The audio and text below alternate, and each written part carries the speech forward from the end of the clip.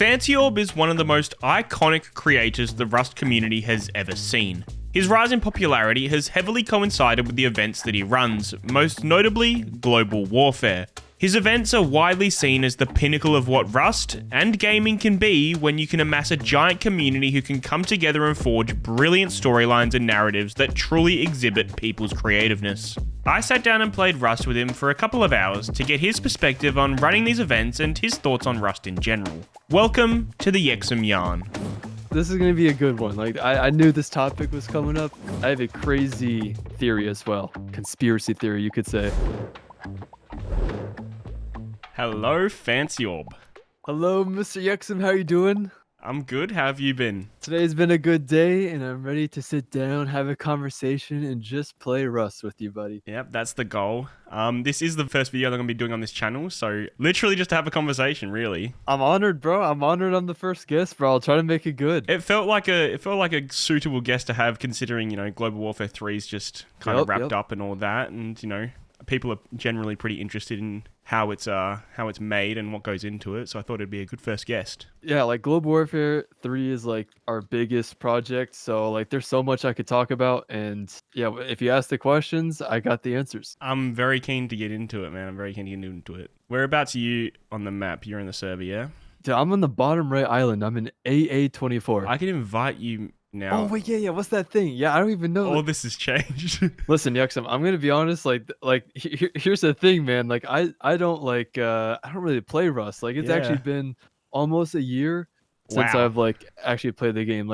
I did a wipe in October. It's actually the current video I'm working on. But yeah, I want to play more Rust, especially if I can get it to do views on YouTube. Yes. I think there's a lot of ideas because, dude, I genuinely have fun. I see so many creators like yourself and just are miserable, getting stream sniped and cheated on. I feel your pain, bro. I don't know how you guys do. You guys are troops. I'm the same as well. Honestly, at the moment, my main channel, I still love playing Rust, but the editing just takes it out of me. Yeah, the editing is painful. It's just the process after it that just takes it out of me. But I still even though I do stupid challenges sometimes, I still love doing them. Bro, you put yourself through the worst challenges too, man. I've actually cut back a bit even recently in the scale of challenges, but it's still a pain. Bro, do you see some of the things that IOK puts himself through? That is that's gotta be miserable, man. But even IOK's dropped off a bit and stuff. It catches up to you doing that sort of stuff. True. Yeah, no, that he definitely did feel a burnout, but I think he's trying to get back into it. Yeah, which is good to see. People say they quit Rust, but they always come crawling back. Some of that is it's the mindset of chasing views, because nowadays there's so many Rust creators, dude, and the competition has just been scaling up so much. So a lot of these guys feel the need to torture themselves even more by doing even insaner challenges to because there's only so many views to go around, and there's only so many ideas as well. True. To do a new idea, you have to just do something ridiculous that nobody's done before, because nobody could be bothered doing it. There's still a lot of ideas that have not been done. The fact that it's an open world survival, that is the biggest advantage, because you can literally do anything you want.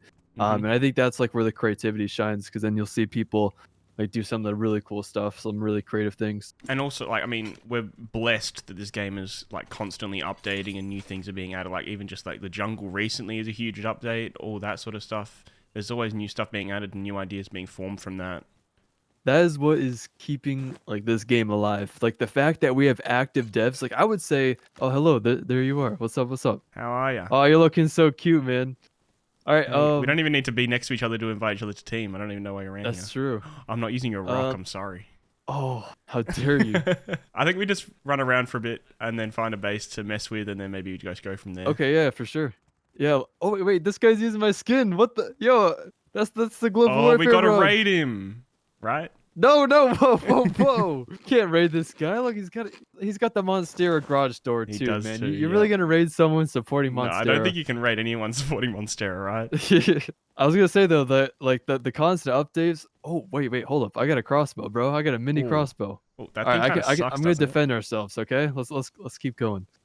The constant updates is what is keeping this game alive. Like we are lucky to have like active devs, and I think Very.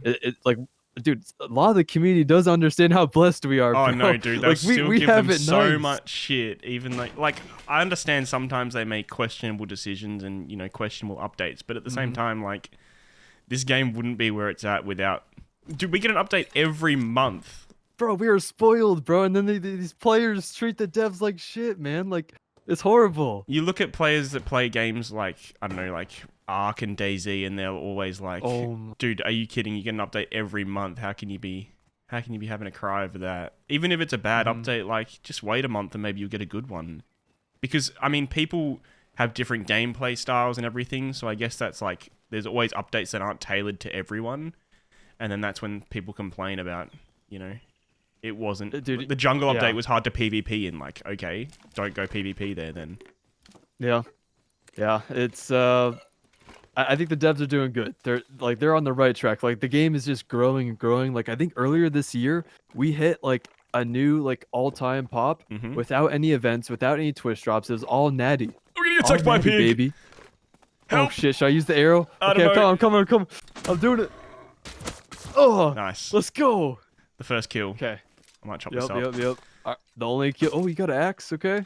I got a pickaxe and an axe. Okay.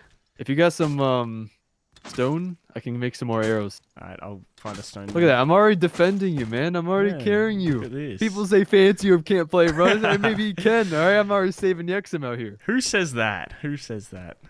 Bro, they all call me bots, bro. Like everyone's calling me bots. I don't play Rust. Low-key, I can shoot a gun though. Like I do my UKN sessions. How long ago would you have? Because I assume at one point you were playing Rust properly when you first got into the game. Like you would just play your average wipe. How long ago would that have been before you started, branching into events and that sort of stuff? So it was 2015 when I like started to play Rust.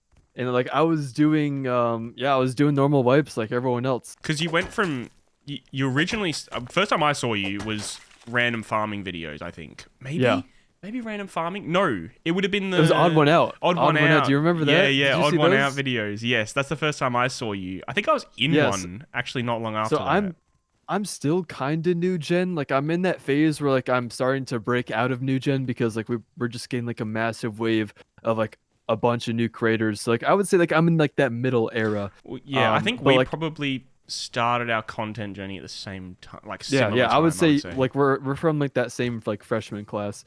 But like I played Rust in like 2015, like when I was still in high school, and it wasn't until like 3 years later where I started to do like actual videos. I wasn't good at them, and I was definitely not successful.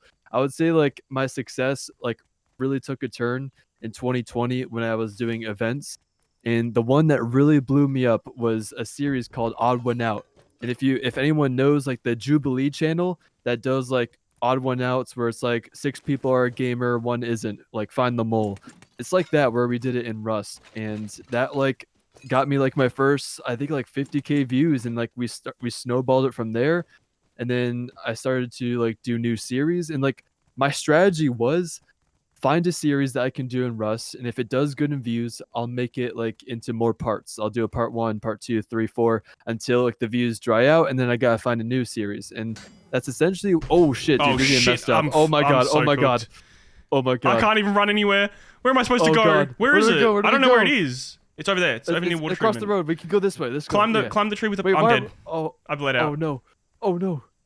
Oh shit. Is he coming for us? Dude, I don't know. These things like that was sneak an up on awfully you. rude interruption, if I do say so myself. That was. Okay, let's get it. Dude, why did we go in the jungle, man? We're in the most dangerous area. They make you spawn here, don't they? Not anymore. Well, they make you spawn next to it actually now, don't they? Oh, it's coming! It's coming! Jump in the tree! Oh! I'm going up. I'm up. Oh, okay, let's go. So yeah, I do. So I just that's kind of like what I'm doing. I'm still kind of doing that. Where like I change like different ideas in series. It's like right now I'm on my civilization arc and doing like big videos and stories. But yeah, that's I guess like my journey. You've kind of just having to be leveling up your events ever since then, right? So like, what's the progression from here? I feel like you're at a point where you know. how do you go bigger than global warfare and that sort of thing? Do you have any plans for that, or is it just, take it as it comes? So, global warfare is definitely our biggest project, but like I'm at that point now where it's like I just want to do special videos. Like I don't upload that often. I probably upload like 2 times a year, but like when I do, like they're very special videos with a lot of effort. Are we going down? Yeah, surely it's run away. We'll run away by now, right? Okay, yeah. I can't hear But it. you said like how do I go bigger? And would you believe if I told you I have something on the way that I think is bigger than global warfare? I don't doubt it for a minute. Like I know that you have something in store. Like I'm sure there's always something in store, but it feels like there's at a point, like even for myself, like I kept going bigger and bigger, and at a point it got to a point where it was too much. Oh, look at this. Full loot. Get over Wait, here, Yexom. what? Body bag. Actually? Insane loot. What? Holy shit. 130 scrap's actually not bad. Yeah, get that syringe. Yep. Like even my videos, I kept going bigger and bigger, and then my lifestyle in real life has changed a little bit, so it makes it more difficult to invest as many hours into certain videos and stuff like that. But for you, like obviously a lot more of your videos are, like the big videos at least, are like delegation and working with a team and getting it all moving and stuff like that, as opposed to just investing a lot of hours playing the game. So I don't know if there comes a point for you that it does become too much to handle. But I guess if you can just keep delegating and organizing well, then you should be fine, right? Yeah, so like the biggest thing, and this is something I had a good conversation with Coconut Bee, and this is kind of like in front of us. Oh shit. Hello. Oh, he's cool. Hey man, hey, cool, we're cool. We are humble adventurers. Cool. You gonna try and crossbow him? Surrender. Oh, should I? Ready? What's your do name? it when I chop him. Wicked. Nice to meet you. Do it when I chop him. Should I do it? Yeah, do it when I chop him. Okay. Oh, I missed. Oh, I fucking missed. I missed, dude. FancyOrb! No, I hit him 3 times! No! Dude, I missed the shot. No, dude, we're assholes now, man. We look like assholes now. Yeah, we do. God, this is your fault, Yexom. You made me do it. Definitely my fault. He was cool. It's okay. It could have been our first gun. This is rust. Dude, this is rust. Dude, if we snowballed that. Anyway, what were you saying about talking to Coco? Yeah, so I had a good conversation with Coco one day. And like this is someone who's been in the game for 10 plus years, I think. Like he's OG. He played like Legacy Rust and was streaming. And he kind of told me like what is the lifespan of a creator? Because like at the end of the day, we're not gonna want to be doing this forever. Like are we gonna be making videos when we're 40? I don't know. Maybe. I don't know. And so like when you get older, you start to have like a business mindset, and that's kind of like where I am at right now. Like I want to like find ways. Like I think I will always still do videos, even if they're like once a year. Like I'll do like something very special that I like I capture from an event. But I think finding a way to like turn it into a business is like something that could like that lasts. It's not just a YouTube video where you're spending like so much time and it's dreadful and boring. And so that's kind of how I'm seeing these events, and like I'm turning it into like a business. Right. So eventually, are you thinking about like very long term being able to be out of the picture, but these things still run in the background because you've been able to pick the right people in teams that are able to do it themselves, sort of thing? Yeah, like I do like genuinely enjoy Rust. Like I think I'd want to be in here for like for a long time. But like these events, it's something that like we can definitely turn into like a business kind of. Like it's like entertainment, like we're selling a show. And that's why I tried to build up characters in my videos and like have people and like run across them in these events. And like if there's a way where like, because right now I want to make a video from every event, but there's also something where like I might not want to do like a video from every event, but still pull on bangers and just let the people enjoy it and let the people make videos out of them. Because that's what I used to do. I used to do like weekly to monthly events, and then like as like the quality upgraded, they slowed down to like every 2 months, and then now like every 6 months. So like I'm at that point where it's like, I could just like keep doing events, but like not have to do videos from them. But like that way I'm still in touch with the community. But like for the big ones, like I would do my big videos. Like I'm thinking I might do a second channel where we do like smaller scaled events, and I find an editor who edits those while I stay on the main channel and do like the very big special ones like Global Warfare. Mm-hmm. Yeah. So, and then you're thinking long term, like even these events, they're always going to be within Rust, or would you branch out to other genres and stuff eventually? Yeah, I thought about it, but dude, like Rust, like I already have like such a like big name in Rust for these. Like we're getting Twitch drops and stuff. Like that's like you're at the top, and like why would you like want to go back down? You know? Well, exactly. Um, Yeah. so I've thought about it. Like I thought like man, if I did this in Minecraft, like there's a lot of viewers in Minecraft, and it probably I'm sure you've seen the recent ish video that's blown up dude, and gone crazy. yes. I haven't watched it yet, You but haven't dude, watched like it? I It's crazy. dude, it's honestly because I'm saving it, like because like I know it's once in a lifetime. Like I know like watching it for the first time is special, but him and I talk a lot. Like Yeah. he's like showed me some of like the behind the scenes and stuff, and This is what I I was going think to it's so say. cool. Like, it's very comparable, obviously, yours and his sort of stuff. His obviously, like, I think they're very much on par in terms of quality and, the work that goes into them. They're very similar. They're just different games. And obviously, his get a lot more, maybe, recognition because it's Minecraft and a lot more people play Minecraft and are aware of Minecraft. But in reality, like, the two are very comparable and the storylines are very comparable where people would enjoy your videos just as much as they'd enjoy his. Like, I think you are on that level as he is. Damn, you really think so? Of 100%. Because Ish is dude. good, bro. Ish is like he's like a mastermind, bro. Sometimes Yeah. I wonder if he did what he did it like in Rust, like how crazy that could go. But like he's already got it good in Minecraft. Like that's where you want to be. Like that is the like top game for that kind of stuff. Oh, for sure. But like, even watching his video, like I can't say I've watched any of his videos before, but the recent one I did watch, and I just thought the whole time, like, it's so comparable to Global Warfare and those sorts of events where it's so well story arced, even though it's natural gameplay, that you like can't help but think that it's somewhat scripted. Yeah. Yeah, it's insane. And a lot of people do think that for our events too. Like Of course. they think like so many aspects are scripted, and it would honestly be harder to script it if we did it that way. Like so many things, and everything is like live too, because we usually have like drops, and so like it would be impossible to like script things in front of hundreds of thousands of viewers. Like I think people would catch on by then, but like now we don't. Obviously, you push the narrative with things like the nukes and stuff, but that's just, in-game events that they're still naturally playing out in terms of what's happening around those nukes and events that are happening. Yeah, so many things are going on. You have hundreds of creators, and then hundreds of the most dedicated like players who are trying to make a name for themselves. Like so many things change. Like I mean, you've played a couple of Global Warfares. You know how quickly things change.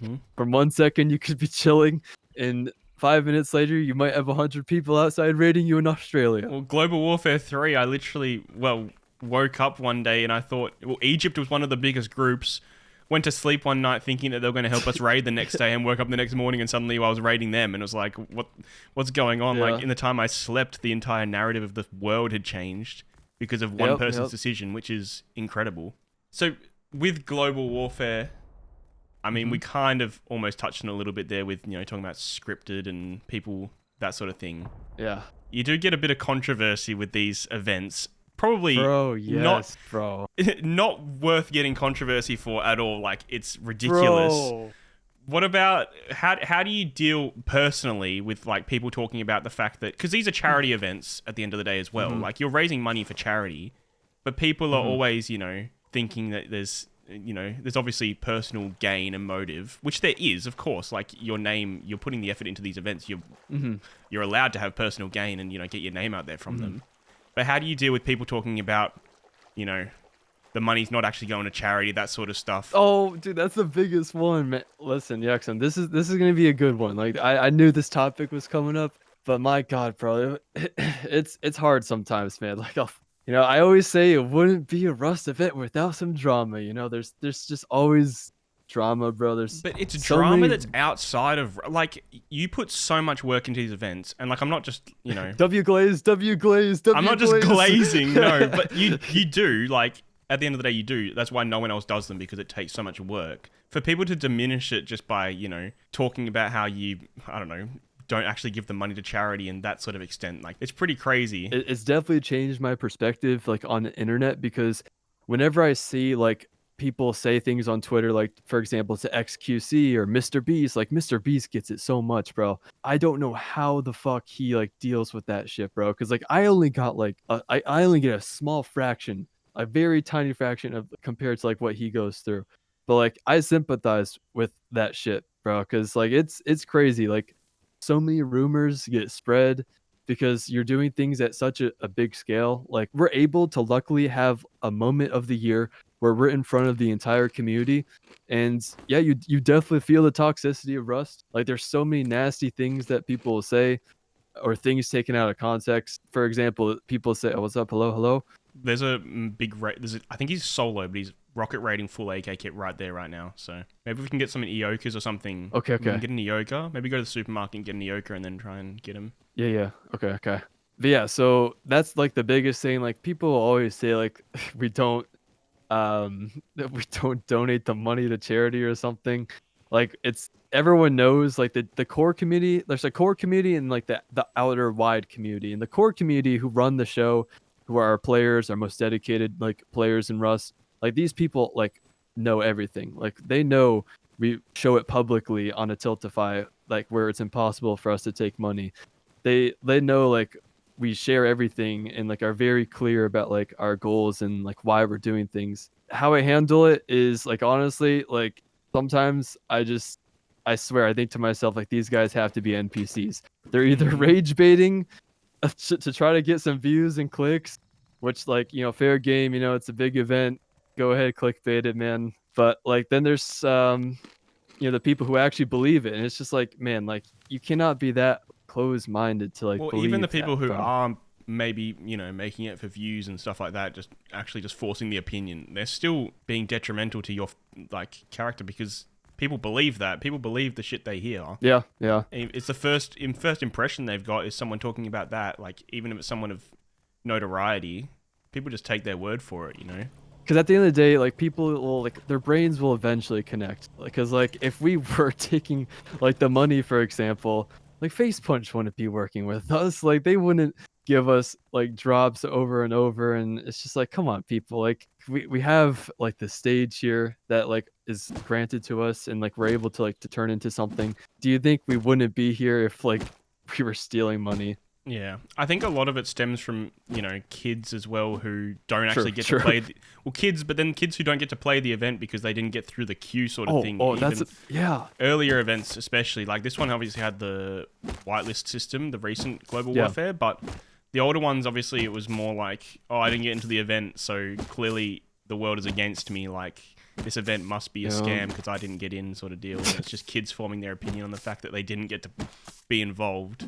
Bro, yeah, no, it's definitely that. There's definitely some malice. We always find people who say something and they end up saying like, oh, because I didn't get accepted. And it's like, oh, bro, okay, so you're just biased. But yes, dude, there's like some of the rumors are kind of funny though. You want to know one of my favorite ones that I got this year? Please, yes. So some guy comments, oh, I heard last year. Here's an Eoka, by the way. I got 4 crafting. Oh fuck. Okay, I got 2. I saw this guy go, you know, FancyOrb's like he controls everything. Last year he banned, like I heard he bans like a couple people from New Zealand just so T-Guy Tom could live there. I'm like, what? Yeah. The fuck? Like T-Guy Tom lived in America. Like, and out of all the people, T-Guy Tom, like... Yeah, like, bro, like, what you think, like, T-Guy Tom? Oh, fuck. Oh, my God. Oh, shit, okay. Oh, we gotta lock in Yexom. I think it's one guy. I'm gonna follow your lead on this. T-Guy Tom lived in America. I showed it in the video, like... But, like, those ones are funny, because those are, like, not as serious as, like, the ones saying, like, I steal money from charity. Yeah. Hey, yo, that guy's got, like, my door, too. Oh, we gotta help him. It is cool seeing your Twitch shop in game, isn't it? It's insane, man. It's, like... It is crazy. It means a lot. Oh, wait, there's another grub here. There's another grub around the corner. I'm gonna wave to him. Okay, he's doing the... Okay, invite him to the nice team. crossbow, bro. No, don't kill me. Watch out. Don't kill me, I'm cooked now. Chill, don't kill us. Oh, no, I'm dead. No, dude. Oh. He was saying don't kill us. Maybe he would have given us stuff. Dude, that's actually kind of funny. That's kind of funny, though. We were bad at sneaking up. Damn it. The other guy gave us away. Yeah, he did.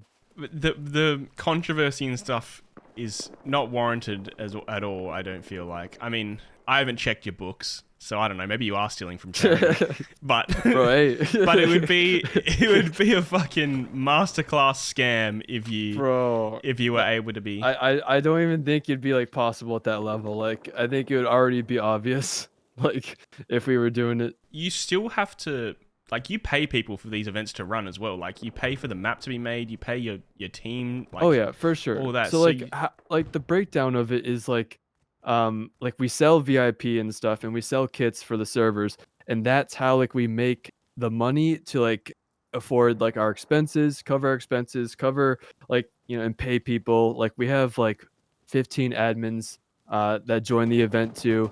We try to pay them all too.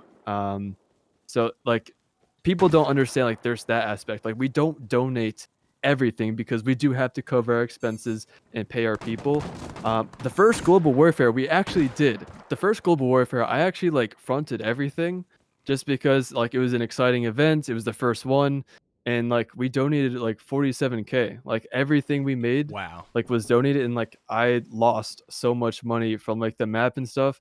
And then after that, I was like, okay, I can't do this every year. Like that was like the 1 year I'll let it slide. I did a big. Well, I don't think anyone can expect you to take a loss. Like, then what would be the motive to do it? You know? Because like I understand, like I do a video and stuff but like, you know, I still have to edit and pay people for that too. But now that like more people and we're taking this a bit seriously and there's Twitch drops involved, like we do have to pay a little bit more because, you know, we're just trying to upgrade it every year. Every year we're trying to do new things, add more plugins, you know, advertise more, so things continue to cost more. So we couldn't just front it every time now. You obviously do make a bit of money back from your video, but you also don't know how that video is going to perform before you make it. You know, like you don't know how much you're going to get back from it. You can estimate, I guess, but like, you know, I think the first Global Warfare did 9 million views, didn't it? So yeah, bro, that's my biggest one. Yeah, that's crazy, but you can't expect that every time, you know. So nope.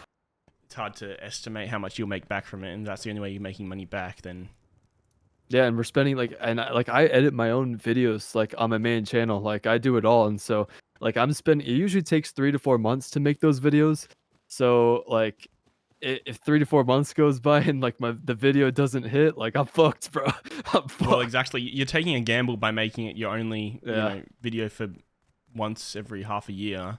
Obviously, like they're incredible events and videos, so you know they're going to perform to some standard, but it's still a risk. It is, yeah. I mean, with Global Warfare, how much planning does go into it beforehand? Like leading up to the event, when do you start, you know, getting the ball rolling with people? Yeah, so like the map is the first thing, because that like it's a 6K sized map, and that needs to be done like 4 months in advance. Usually I try to get the skins done in advance too, because sometimes those can take like 3 weeks, maybe up to a month, and there's like usually 6 we have to do. So we try to do those ahead of time as well. I'm a person who like I'd rather be done early and just get it out of the way, and so like we do it like usually 3 to 4 months in advance, and then like on that final month, bro, it's like we gotta lock in, bro. Like that last month is horrible, bro. And want to know the worst part about the last month? Like I have a family vacation that has always been like July, and like we can't change it because there's other families that I go on like this trip with. And so like for the second year in a row, I was at the beach like for a week, like the week before Global Warfare, and like I have to like work on the shitty like MacBook, and like I can't game like because I don't have my PC. What does your family think of that then? Like I still get to enjoy it, but like towards like nighttime, like I'm locked in like typing away on my PC, and like they understand. Like it's definitely like one of the biggest projects in my life. Like I have to so much is on the line, and so they understand it, and they definitely just let me do my own thing because like they see like what I do and stuff. Oh, thank you. Paddle. And so, yeah, they understand it. They let me work and stuff, and it makes it so much more stressful because, like, I'm trying to enjoy my vacation, but I can't because I have the biggest event of the year. Rah! Rah! Nice. Rah! I don't know, man. I don't want to scream, bro. It's like 9 p.m., man. So, are you still living at home and stuff? No. So I have my own apartment. I don't live with like parents or anything. I'm too old, man. I can't can't be living with the parents anymore, bro. How old are you? I mean, I know you keep a lot of personal details confidential, and you're not too. No, you're good. Yeah. How old are I'm you? 25. We have actually met in real life. Yeah, we have, bro. We've gambled at the casinos in Vegas together.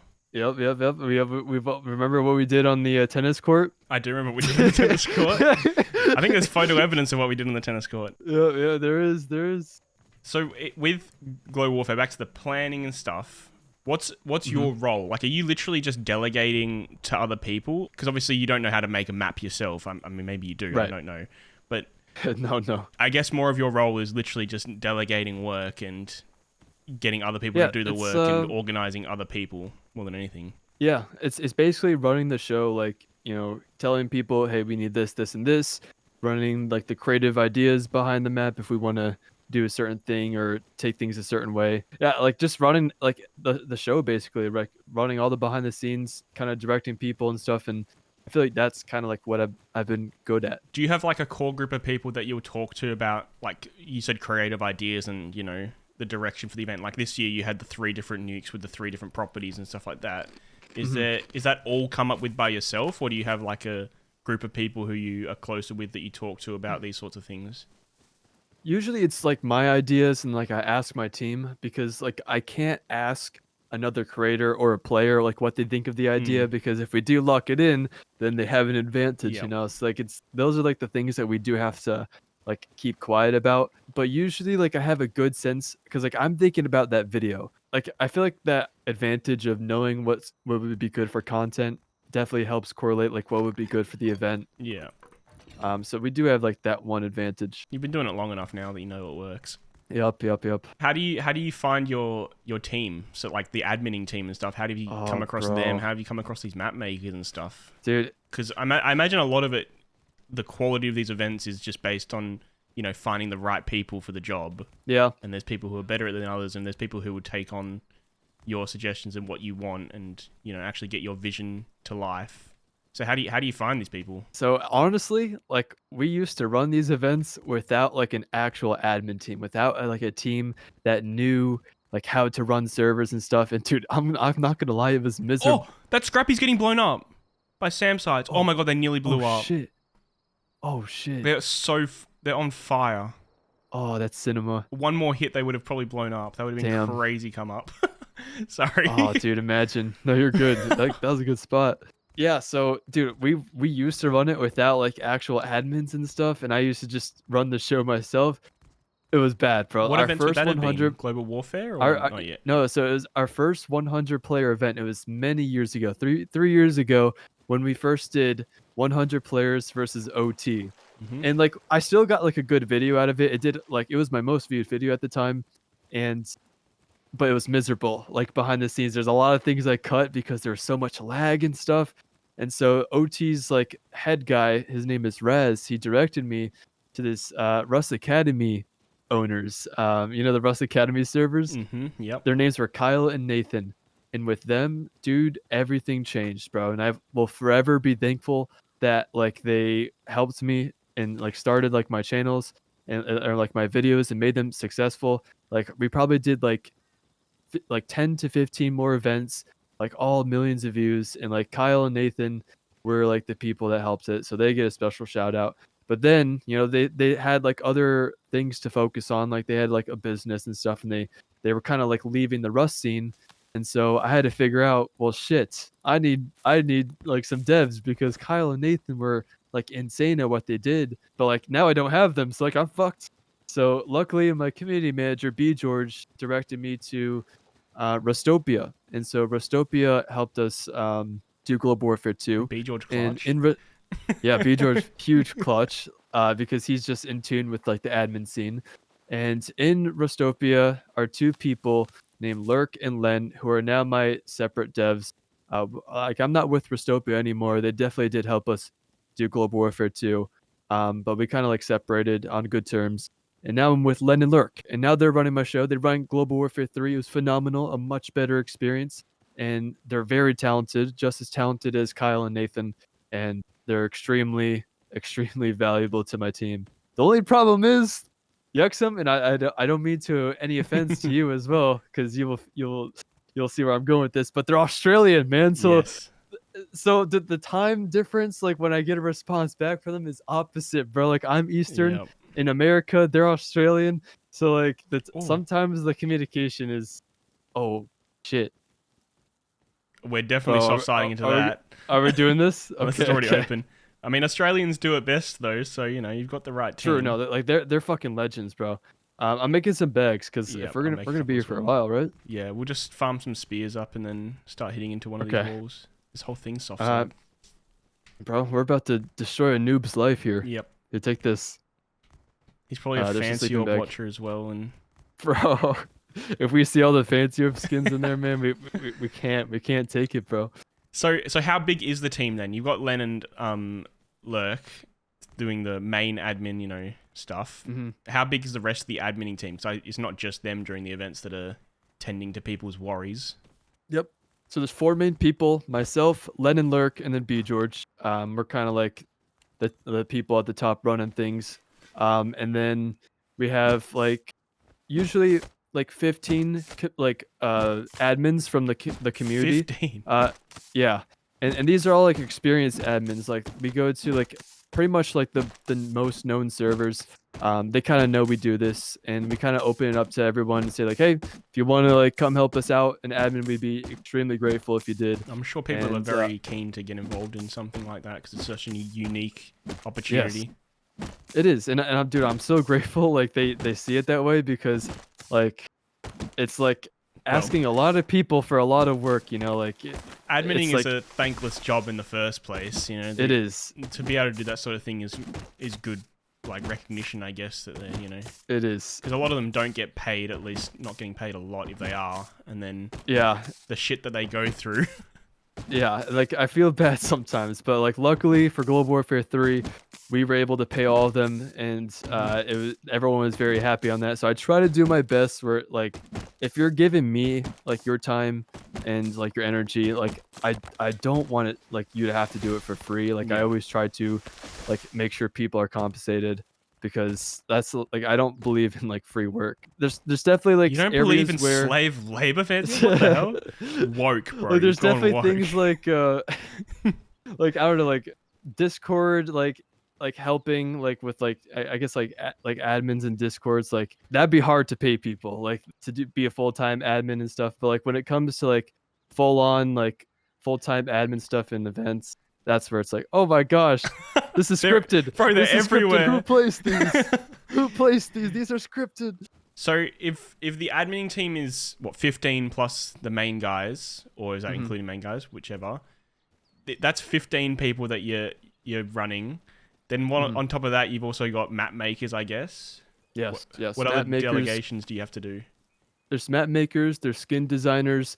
There's people like I pay, like for example, Porgy did an insane trailer, so I paid him. And then like Diamond Kid made me like TikTok edits of like of like each skin, and we posted one every day. So that was like another one. Then there's people we need to pay for posters. And I'm trying to think of what. Oh, and then we have like the server costs that we have to pay for. And then, there's just so many little things, but I think that covers like the people. Yeah. So that's a big team. It must be what, 20, 25 people total? Yeah, probably like 20, like 25 people like total, I would say. Yeah, that sounds about right. It's a big team working on one thing and having to organize a bunch of people. But I guess it is, bro. It is. I guess it's a testament to the people you've picked that are able to work in a team like that all together. And like I know what needs to be done. Like it's just all about like finding the right people for it, and then that's the hardest part in anything, isn't it? Finding the right people. Yeah, like it's not too hard. Like once you find the right people, and they can help out. Okay, we'll get some stone. Oh, we probably don't need more than one. We just need a hatchet to farm some wood, and then we can make spears. Yeah, yep. How many spears is that gonna be? It's a fantastic question. I think it's like 13, and then if you make them into stone, like you leave them with one hit, and then you can make them into stone spears. Oh yeah, dude. And then you get a long time ago, many years ago, I eco raided with Sebi K. I remember him teaching me this. Well, it used to be that you could use the broken spears and turn them into stone, but they changed it recently that you have to have one hit left in them. Yep, they nerfed Sebi K, man. How could they? Oh, I know. It's crazy. Out of all the people to nerf. So with Global Warfare now finished. How do you think it went relative to the other ones, maybe? Honestly, there's something I always say, and I think Global Warfare 1 will always be the most successful because that was like the first, and nothing will ever beat the feeling of it being the first because everyone was figuring things out. Everything was like just new, and it like everyone loved it, and like I don't think that feeling will ever be replicated, and I think that's why that one will always be the best. But in terms of success, this one was very, very successful. I actually think the best event was the one before Global Warfare 1. Well, I can't remember what it was called. Oh, Village Warfare. Village Warfare. That was a good event because it was so low key and like not everyone knew about it at that point, so it was a lot easier, to get your whole team in. But yeah, Village Warfare was something special because that was like our first warfare video because we have Village Warfare, Region Warfare, and now Global Warfare. So like Village Warfare is special. But in terms of like Global Warfare 3, I think it definitely was better than Global Warfare 2 server performance wise. This was also the year where we raised like the most money. Thank God to Face Punch because they let us for the first time get a charity skin this year where all proceeds of like that skin would go to the charity. That helped us push back like to our top like donation amount. So that was awesome. And then like the server ran well. We got really good content. Like, dude, the ending to Global Warfare 3 was top notch, bro. I don't know if you even know like the full extent to it because like you didn't see it from third person, but it was insane. Are we talking the very ending where that last nuke, or are we talking the nukes in general? All nukes, yeah, all three nukes, like how they were used, like. I was at all three of them. I was at all three of them. I mean, we helped Russia get that one that was dropped on Coco. We actually helped them get that one, and then at the end I was flying around that last one that was getting dropped on Mexico. We were flying around in an attack helicopter trying to facilitate that at the same time. So I was at all three of them. So I kind of got a really good idea of. Which is good for my video as well. I get to see all three of them and stuff. So the craziest part was like Coco like had one of the nukes, and obviously like everyone knows like the star power he brings, and like if there's like a POV you're gonna watch, like it's on Coco. And now that he had the nuke, like everyone was watching him, and he lost the nuke, and it fell into the water. I was down there, bro, with Scuba. I was down there with a spear gun and Scuba. There was like good 20 minutes where it was just hot potato going to Australia, then Egypt, then Russia had it, then China had it. It was just like back and forth. And so what ended up happening though is Mexico like got a hold of it, and they fucking swooped it up and brought it right to Brazil and fucking nuked their ass, bro. Yeah. And like the special thing about it is, in last year in Global Warfare 2, there's a big setup.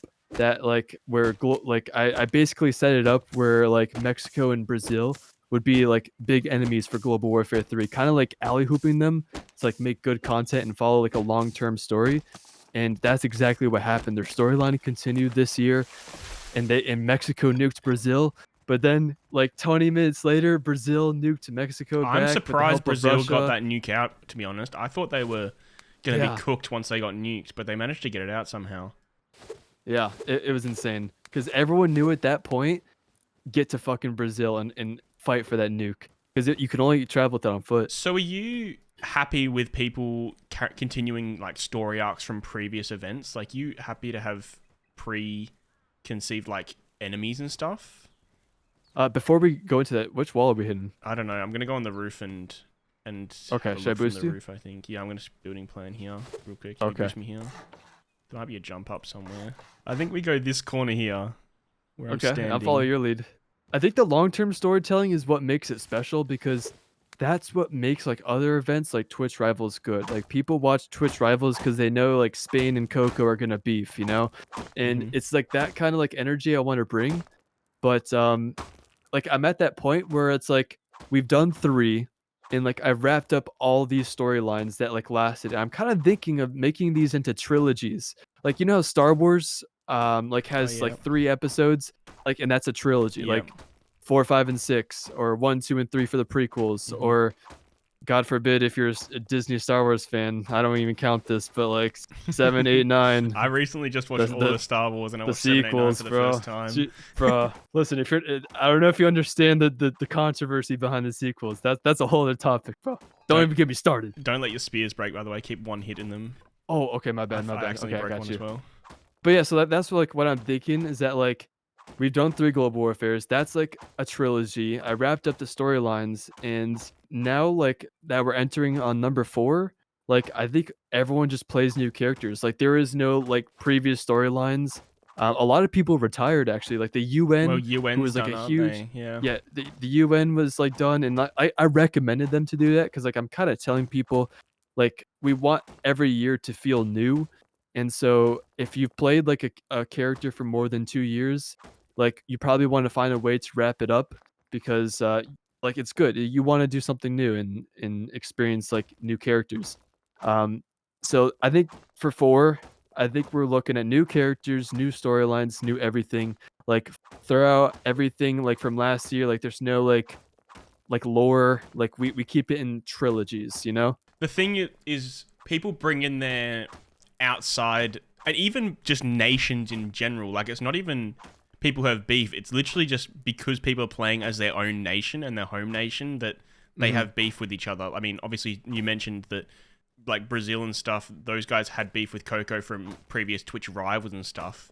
But yeah, I did hear a recommendation from someone, I think it was Kezra I was talking to after the event, talking about how, like, maybe you can't play as your own nation. Like, I'm Australian, I'm not allowed to play as Australia or something like that. yeah. Like I heard he's told me that too, and like I see his point because like there's people like the problem, like I would say with global warfare, is that sometimes it gets a little too real because these people are representing their actual countries and it gets personal. Like when Yes. you raid someone, it doesn't feel like you're raiding like someone in Rust. It feels like you're attacking someone's It's country. national pride that you're putting on the line It because is. you're playing for your own country, yeah.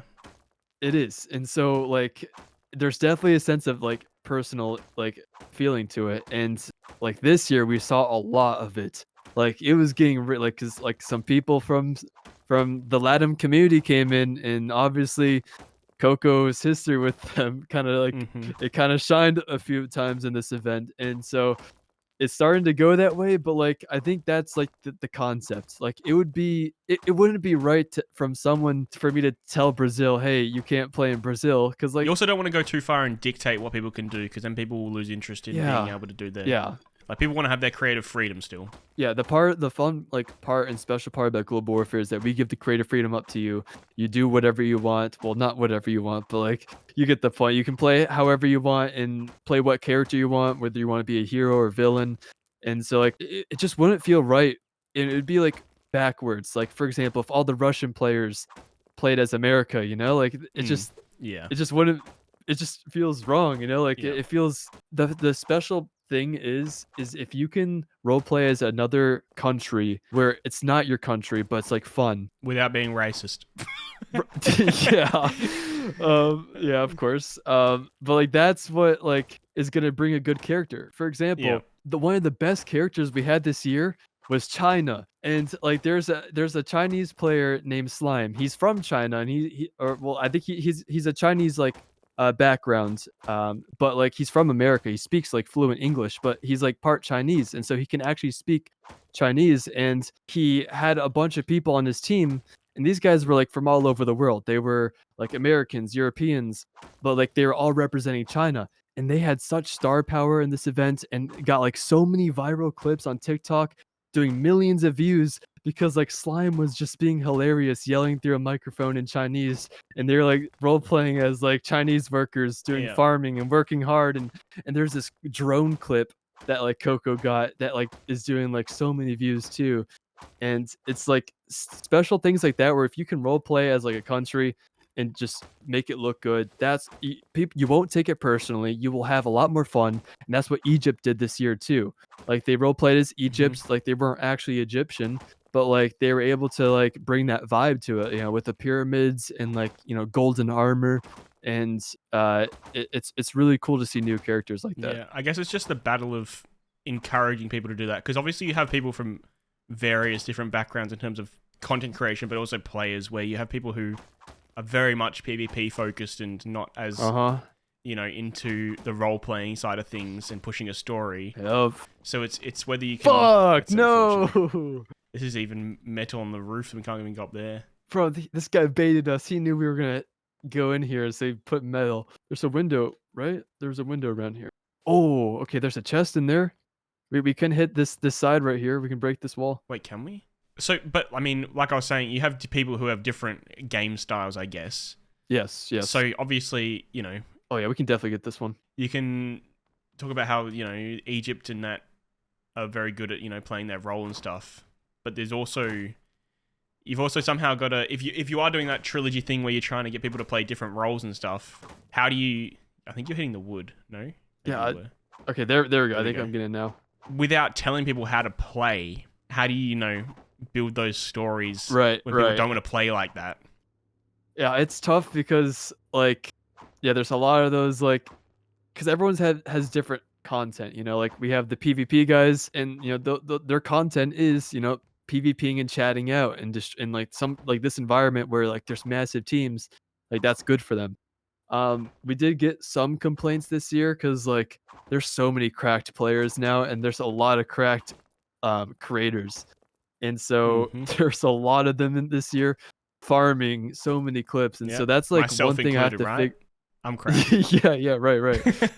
So I think like I gotta like approach them next year and be like, listen, if you could not farm all the role players for kills, man, that'd be great. I get it that it's. I get it too. Yeah, it's hard. It's what you want the event to be. I mean, but it's that balance of, you know, telling people how to play, but also having it naturally occur is tough.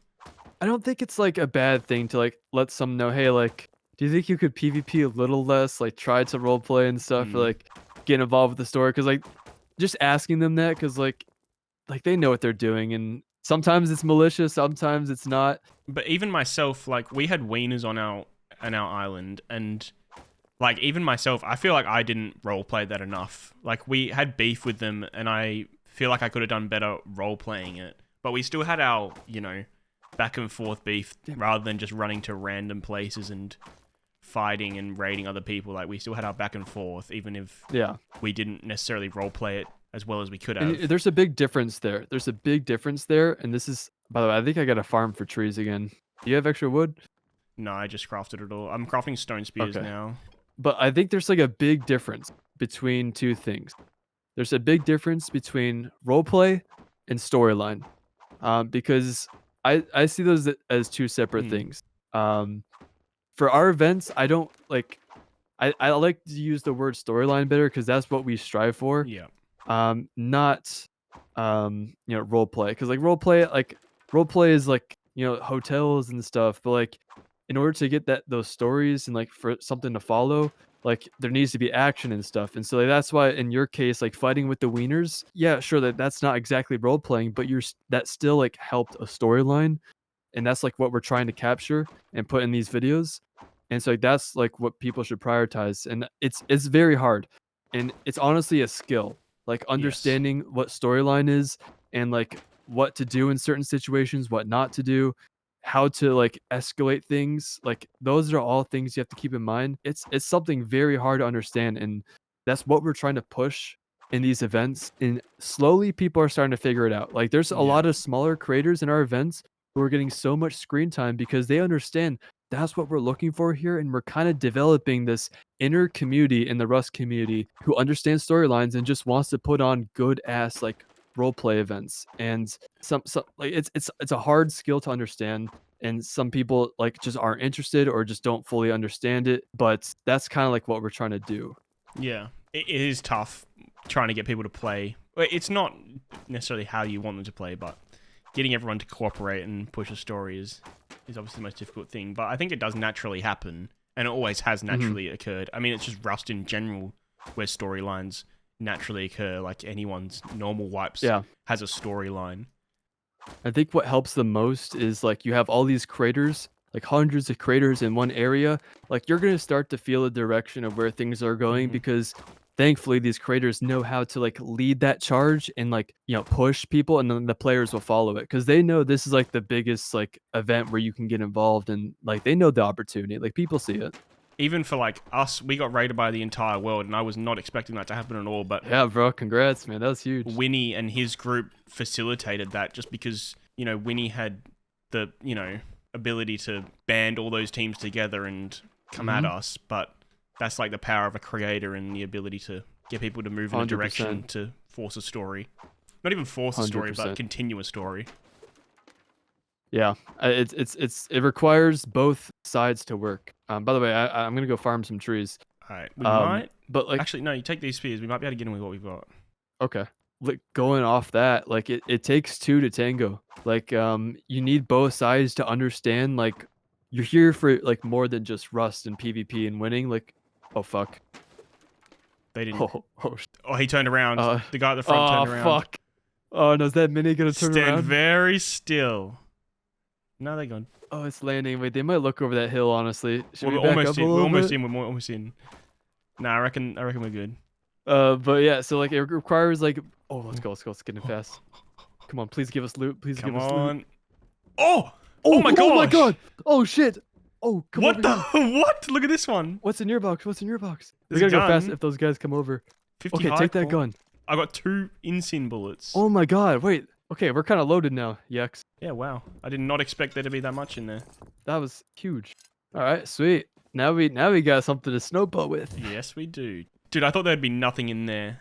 That gave me cheater vibes, though. The non-skinned boxes, non-skinned door, backwards walls, cheater base. Bro, look at you.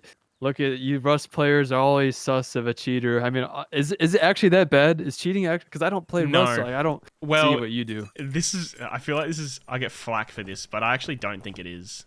I think a lot of it stems from people just call cheating when they die with no evidence. Obviously, cheating is bad. Like True. there's cheating in any game. Like cheating is a thing at the moment in lots of games. It's hard to combat, and I understand it probably is the worst it's ever been.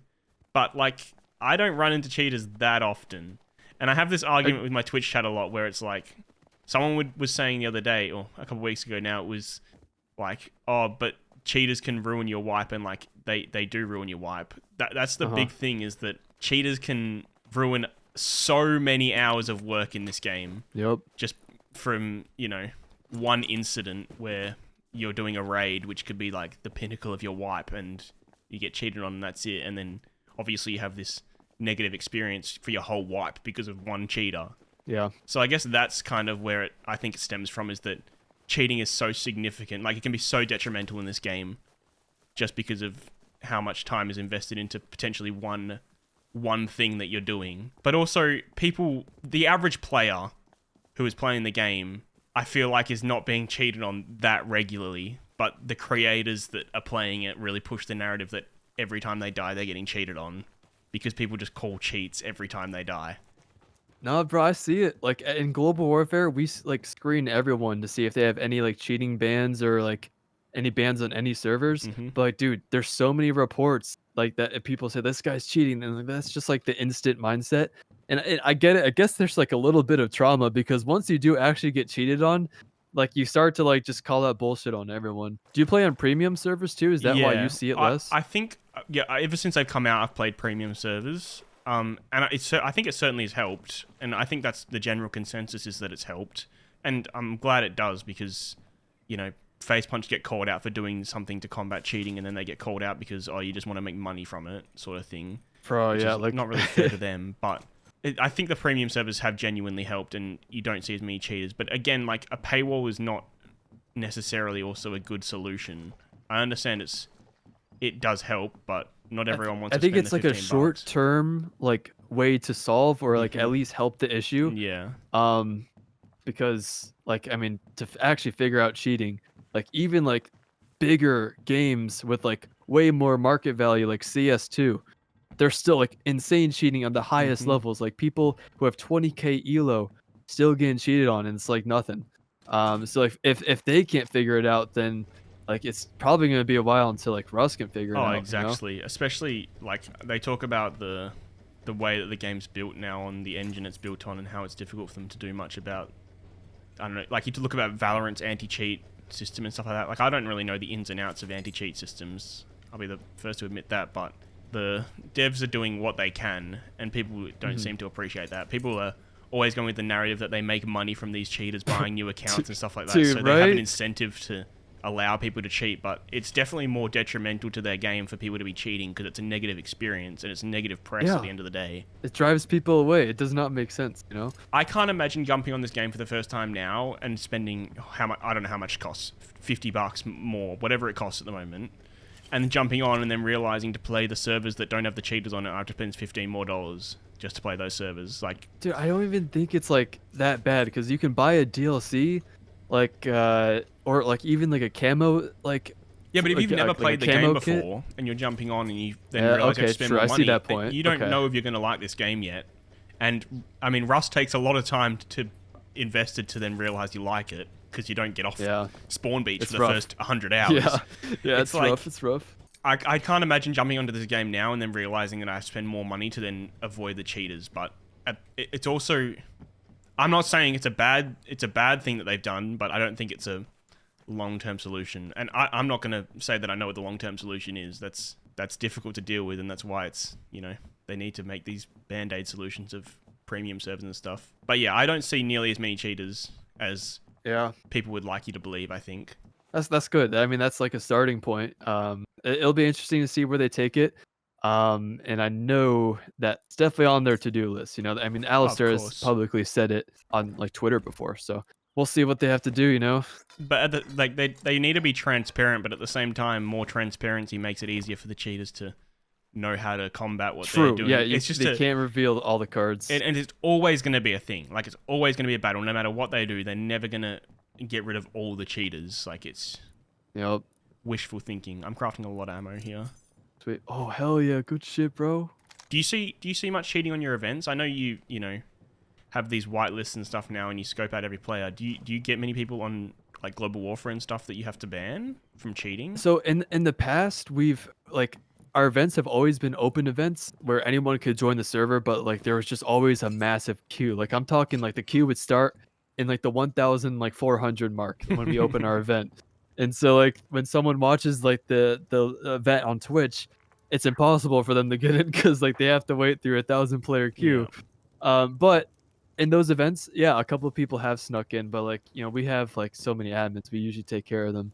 But in this one, Global Warfare 3, because it was whitelist, I don't think we got a single like cheating ban. That's good. I mean, it would be hard to get in now and having to go through the process of whitelisting yourself and everything first. Like, you'd have to be very premeditated to do that. Yeah, because we also scan accounts that do get approved, like, to join the server, and then like we did find a few people who had some bans and they didn't even get in because like we caught them before like the event even started. You also have all these admins from all these different servers who have previous like experience with certain players that also bring in their prior knowledge. And they got all the tools to like, and all the data to like help with like finding who's the good ones, who's the bad ones. Have you noticed like the fog kind of like gives like old Rust? It gives old Rust kind of vibes. Did you get that? Yes. I literally pulled up someone's stream. And I literally thought they were playing a video of old Rust. Oh shit. Yeah. It 100%, like the snow in particular. Yeah, it's just that fog. I guess it was just the fog. Like, I didn't even realize the fog really makes it feel like old Rust, you know? Yeah. I don't know how I feel about it being permanently like that, but yeah, like I did think it is a little too much. Yeah. Especially like for cinematics and stuff, man, it does not look as good. So I do hope they tone it down a little bit. Face Punch, if you're listening, please. If Face Punch are listening Alistair, if they're listening to the first video on this channel's doing pretty well, Fancy. Let's go, dude. Like they're pretty active, bro. They're really in tune with the community. They like I wouldn't even be surprised if they did. If there was a way, there's not even a way to turn it off for cinematics. I don't know. I have not played around with it yet, but my guess is no. I mean, I have not seen a command. I could be wrong though. Hopefully there is. So with Global Warfare, is there anything you would have changed about this year? Is there anything that you don't think went how you would have liked? Yeah, like there's one thing like the ghost nuke. Like I thought it would be cooler, but it was pretty anticlimactic. So I don't think I'll do the ghost nuke again. For context, if anyone doesn't know what that is, we made one of the nukes like make it so it's like not seen on the map. I thought it could make for like cool moments, but it was a lot harder to detect because the first nuke in Global Warfare 1 was also not on the map. So I don't think we'll be doing that. Wasn't it? Oh wait, no, it wasn't. It wasn't on the map because they had it stored in their base and we couldn't find it. Yeah. I think another thing is like tuning down the loot. Usually we like make it easy to get guns and crates and stuff just because we want there to be action. But I think we need to slow down the action next time because, dude, there was a lot of fucking huge ass raids this year, bro. I don't know if you like picked up on that, but there was massive. I think that was so many raids. Also because of people felt like they were much more likely to be successful with the base restrictions. I feel, which I think is really good. I think the building restrictions are very good. I liked it too. I think we'll keep the building restrictions because that also.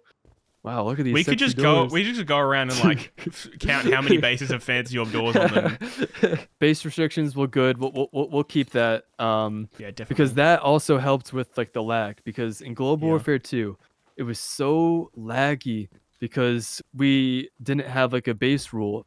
And there's so many entities because so many people got creative and built insane structures. Like Brazil built a massive football stadium, like the UN built a massive base. Coco's like Africa alliance had like 3 or 4 clan bases all next to each other. It was ridiculous, and so that made it lag. And so we added build rules, and the performance was a lot better. I mean, I think it was good. Obviously, those things are cool, like that football stadium that it was insane. That Brazil built, insane, and looks amazing. But you know, definitely one of a kind. The server performance. How do you think the server performance stacked up? Like, is it getting better? Do you think, or is it hard to? It was so much better this year. There's some things where we had to cut down. Like we definitely had to enforce that build rule. Yeah. And like some people like had to have their bases deleted because they broke the rule. So we just had to enforce it a little bit to keep entities down, but the performance was a lot better. I mean, when you have like hundreds of people in one area, like doing massive raids, it doesn't matter what PC you have. It doesn't matter the specs of your server. Rust cannot handle that, and hopefully the devs can figure that out one day. But like, no matter what, you'll feel a little less performance. But it's still playable, and it's just enough for it to look good in like cinematics and for like a video like mine. And it's still good enough that like you said, it's playable, and the story is still progressing because of those raids, and like things are happening at least. Like people aren't deterred from doing those raids because they think, oh, I'm just gonna be on a slideshow. Well, it's got a jackhammer. Right. Oh, good shit. Yeah, I think a lot of people like were hesitant to raid bases in the past because they were so big. But because of the build rules and like with the performance getting better, we saw a lot more successful raids this year, which tells me that it's like it is a good change. Oh shit! Oh shit! I hit him 3 times. I'm gonna nade him. Watch out! Nading. He's far. Please. Dude, I'm missing every shot. Oh, that didn't hit. I missed so many shots. I think he's on his own though. Let's flank. Let's swing right. Bro, that guy had AK, bro. He didn't even kill us. He's ass, bro. We gotta get him. Oh, I just got bolted and behind, and I'm dead. No. Behind us, yeah. Oh, I see him. Bro, that came out of nowhere, man. It was the same guy. Oh my god, a naked just picked up your HMLMG. Oh, no, HMLMG. Your fucking handmade gun and killed me. Oh, are you kidding my god. Yexom, you got grubbed. Were they together? They were together. They're not killing each other. Oh, damn. I was leaving that naked because I didn't want to shoot. Well, we tried. What are you going to do? I got a big question for you. Feel free. Hit me. Why did you switch your Twitch drop from a Yexom hatchet to the backpack? The big controversial Yexom switch. Why'd you do it? Why'd you throw man, that Yexom hatchet was OG, man. I know that was OG from the beginning days. How could you throw him in the trash like that? I did like the hatchet. It was so old. Like, I made that hatchet when I first, like literally when Twitch drops first came out and everyone started making their skins because they wanted to drop, is when I made that hatchet. Yeah. And then, I don't know, I wasn't a massive fan of how it looked. And then obviously backpacks didn't exist when that came out. The hatchet I made when I walled across the map. So when I did those wood walls across the map, the hatchet made sense because I built those walls, the wood walls. So I was like, keeping on theme with that. And then, years go by and it's not as currently on theme as much as it could be. And then I actually made a rock as well. I have 3 skins made. There's actually a rock as well. It says hit rock with rock, get rock on it. Which is nice. Like one of the first things I ever said in any of my video, like my first ever YouTube video. I did a tutorial on Rust. Like it was literally like a cool. 5-minute video. Let's get some lore. So it was literally, yeah, lore. And I say it sometimes in my videos now, and people wouldn't know what it is unless they're proper OG, that, you know, hit rock with rock, get rock. And that was like inscribed into the rock and stuff. So I was pretty happy with that as well. But then there was too many, that was also before backpacks came out, and then there was too many rock skins going around, and I think I was in the same drops as Jay Tellies, and he had a rock going. Oh, yeah. And the month before, or the drops before, Throat had done his rock. And I was like, damn. So many rocks going around. Man, all these stupid creators with their rocks, man. Yeah, who would do a rock skin? That's so stupid. Stupid rocks. But, I mean, it is just... You obviously want to see your skin around, and is more competition, and 100%. You're less likely to see a rock because after Spawn Beach, rocks are kind of phased out, you know? So, and same with hatchets, like that hatchet was glowing and people didn't like the idea that it would be pay to lose because it was glowing sort of thing. So I don't know. And then backpacks got announced as a skinnable. Oh, they came into the game and then it was skinnable, and I was fortunate that my drop was one of the first set of drops that had that to be able to put backpacks on, skins on. That was sick. I think there was only like a Twitch backpack and Abe's backpack from an event. I don't know what event it would have been. Yeah. So there hadn't been an actual like solely Rust creator that had done a backpack yet, and I was like, it makes sense because, you know, all I do is run around and fill my boots with farm and then run home. So I don't know. I went with the backpack. It felt fitting. Do you think if you got another one, would you do a rock skin? I don't know. The hatchet means a lot more, I think. Like the hatchet's on my mouse pad drop that I did a couple years ago as well. It's like it's even on there. Like Damn. it's around, but also the rock. I do like both of them. I would do a jackhammer as well because obviously it makes sense with being a farm bot and stuff. But Yakov did a jackhammer, and I think our communities are quite similar and shared a bit, so it's hard to compete with someone who fucking. This guy's online. This guy's online with the FancyOrb door. Talk to him. Wait. Do you think? Ask for free loot. Hey man, are you home? Hello. Is anybody home? Come on, man. You wouldn't go silent for FancyOrb, would you? No, don't hurt me, please. I'm sorry. Don't kill me, please. No. We're not gonna hurt you, bro. I don't think he recognizes you at all. Me and my friend. Yeah, some people don't. Yeah, me and my friend here, he's a very popular YouTuber. His name is Yexom. Oh. Alright, listen, man. Like, do you think we just get some YouTuber loot, man? We're just down bad, bro. Alright, we just need help. My friend here is actually an even bigger YouTuber by about, I don't know, 5 times the size. And you're actually using his double door skin right there. Yo, you can have no proof, bro. I don't believe it. Listen to him, bro. Hey, listen. That door with the 2 dragons. Alright, you like that door? Yeah, you like that door? Yeah, What's it's on the the best sword? door in the game. What's It's up? Aura door. Yes, sir. Yes, sir. Paid actor. He's getting paid after. Paid, Send paid. him the invoice. Yep. Do you see at the top of the sword? Who's on the top of the sword there? All right, listen, bro. We just need a free FancyOrb. handout. Okay, we're down bad, bro. All right, we just need a free handout. Do you got us, bro? Do you got us? Yeah, You can I even roam got with you, us, bro. We'll help you make a play. Do you want to like roam with us for a little bit? Yeah, you're not FancyOrb. But here, you can have that. You don't think I? You am? don't think he's I'm, like, FancyOrb? AI? Yeah, you're AI. This is AI voices. This is a soundboard. Post on Twitter right now with a screenshot of me in game. Okay. Bro, you're trying to clout farm, bro. All right, here. Drop a comment on my latest video. Okay? I'll heart it. Oh, bro's trying to get That more would be views true, on his right? video. All right. This is about to be legendary. You gotta like the comment though. I got you. All right, tell me when you send it. All right. There we go. So I got slow Wi-Fi. Oh, yep, I see it. He says, hi, FancyOrb, and I heart it. Yo, there's no way. There's actually no way. What? Yo, let's go, baby. Let's go. I don't Bro, have you any should- guns. I gave you my only gun. Oh, you broke Oh my You god, really they're gave us your only fucking gun? broke. Let's leave, they're broke. You didn't Let's got leave. Can you get a loot sword? Well, what are you? Oh my god. Bro, dude. Dude, I thought I was God, gonna... it's Yexom, guys. Chat. It's always Yexom ruining things. All right, Guys, it was a He joke. tried to It was kill a the joke. first It was guy a and joke. failed. It was a joke. Try to kill Pick these me guys up. and go deep. It was a joke, bro. Yexom is the You bad do guy that to here. me? It's not me. It was a joke. Really? You do that to me? I got a question for you, and I think I could answer it in return if you want. But top 5 people who you would like to see get a Twitch drop. Who's on that list? It's hard now because a lot of people have gotten their Twitch drops. It is, but there's still a lot of deserving people out there. Who hasn't gotten their Twitch drops? I was always very adamant that Zuckles should have gotten one, and he never did. But he's kind of not doing True. Rust as much anymore, so it's kind of tough. Yeah. But he was always, I thought, very deserving and then never ended up getting one. Yeah. Who hasn't had one? Want me to tell you some big creators who hasn't had one?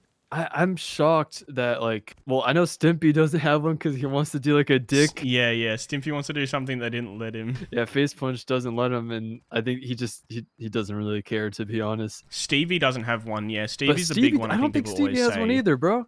Surely he's been offered and hasn't done it. Yeah, I think maybe I have to assume they just like don't really care, or they just just aren't bothered. Which is, I mean, fair enough, I guess. If you don't care, you don't care. But it is interesting.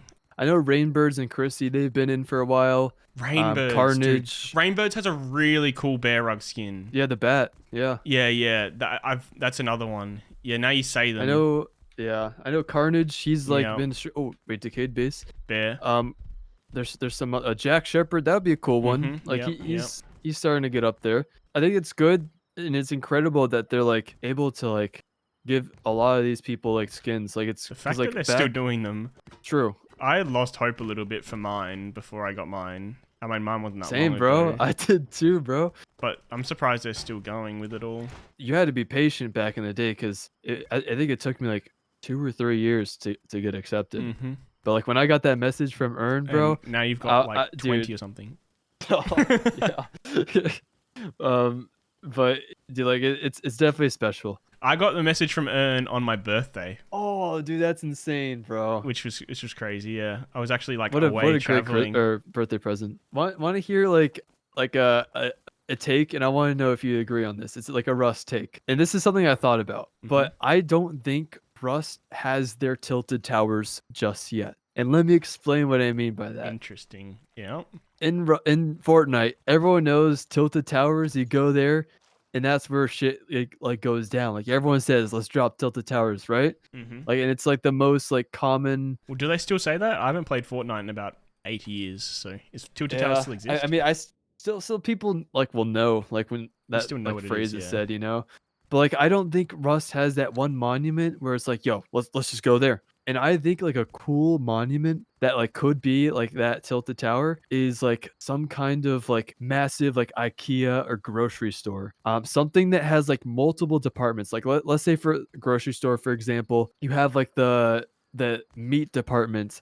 And then you have or like a Walmart for as a better example. Like you know how Walmart there's like a gun section or like an outdoor section. That's where you can find like tier 3 loot. Like it's funny how naturally you say there's a gun section in Walmart when that's so foreign to me. But yes, bro, yeah, like there are like literally like stores that will like sell guns, like especially the sports stores. But you know like areas where there's tier 3 stuff, and like in Walmart like there's a food section, so like you can get like food drops and like tier 1 stuff, or there's just like different areas that's like, and it's a big store and it's like relatable, because I think what makes a successful monument is the relatability. Like everyone has been in a grocery store or like some kind of store. So I think that would be fun to be in, like fighting in a store with all the aisles and like the checkout and the different areas. Like a big supermarket. Yeah, it's like different departments for different tiered loot, and it's just like a massive place. So like it's a land of opportunity. Like all the grubs would go there, because like just imagine grubbing in a grocery store, because you know it's going to be lit there. You know, there's going to be action. Do you think it's a good thing though that there's not one place everyone goes? My idea of, I guess, like iconic monuments, like I guess oil rig maybe is like somewhere that people think of maybe as like true the peak of monuments. Yeah, maybe launch site. I don't even know if it's launch site anymore, to be honest. Probably oil rig. But yeah, do you think it's good that there's not one monument that everyone like flocks to? I think there's trade-offs to it, because the biggest issue it solves is like you want to get people to roam, you want to get people out into the Rust world, and if you have all these people like going to this monument, that's action. Like that's like people roaming instead of someone just on a mini copter or an attack heli blowing you up, or you know, someone like roof camping. You know, like if you can get players out to like locations, then I think that's what's important, because you need just like that activity. And I think there's a lot of monuments that are like good for that. Like Giant Excavator, there's a reason to go to it, because it's like you can get like quarries and like in farm, and you can get airdrops, and like there's actually a purpose. But like I think there's a lot of monuments that can be scrapped because they don't provide a purpose, or they're just like, you know, boring. Like for example, like Radtown, like I get it. It was like brought back because of like the OG players, Legacy. It's such a boring like monument. There's only like it's just Yeah, like I agree, a few buildings and stuff. But like if they can find monuments to put in the game that like are relatable or like have a purpose to go to or do something significant or special, that's what makes a monument stand out. And I think there's a lot of outdated ones that are starting to get boring. Well, that's what I was going to say. It's like monuments that are like from years back that don't have a purpose really. Yeah. They just exist because they've, been brought through over time. Yeah, I'm thinking like one of these power plant water treatments, or what's the third one that's just square? Hold on. Well, they did Power plant. train yard.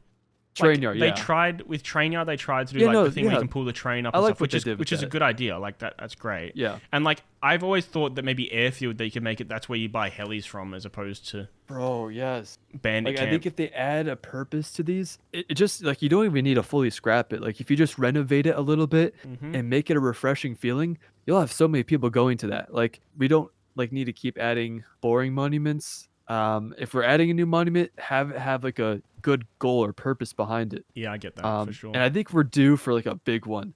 Like I think the biggest one, Yeah. like probably was Giant Xcav, if not probably Launch Site, of course. But it's been a while since we've gotten a big boy, and that is going to be an exciting update. That's going to be fun. It's funny that you talked about like the direction of Rust, because I was literally going to ask you about what you envision for the. Yeah, we can talk about that Yo, bro, we got this. after this. Yeah. There's a lot of things I think. I have a crazy theory as well. Conspiracy theory, you could say. Stay tuned, guys. We gotta go to this grub raid. But next, you'll hear about a conspiracy theory at Rust. Guys, I'm hearing it's the craziest conspiracy ever. You don't want to miss this.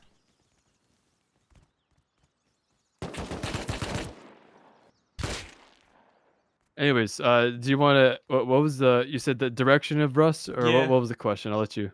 Yeah, well, I mean, we talked about a little bit of what you would like to see. Kind of, yeah. Where do you think they're going to take Rust, and where would you like them to take Rust, I guess, from here? I mean, it's a very broad question, but like... No, it's a broad, but it's a big question. Do you like what they've been doing, I guess, recently, relatively, with, new jungle monuments and or the jungle in general? And they've done a lot of quality of life stuff recently, which I'm a big fan of, like, because there's a lot of stuff that's just in the game because it's always been in the game, and things that are broken and stuff like that. So I'm a big fan of them continuing to do that. There's some things that are quality of life changes, like the party system and stuff, which people aren't a fan of, and I kind of get that. Yeah, so like at the end of the day, like we just won't know like what their agenda is, because we just have to trust that they have like some kind of plan on where they want to take the game, or like what direction they're kind of taking it in.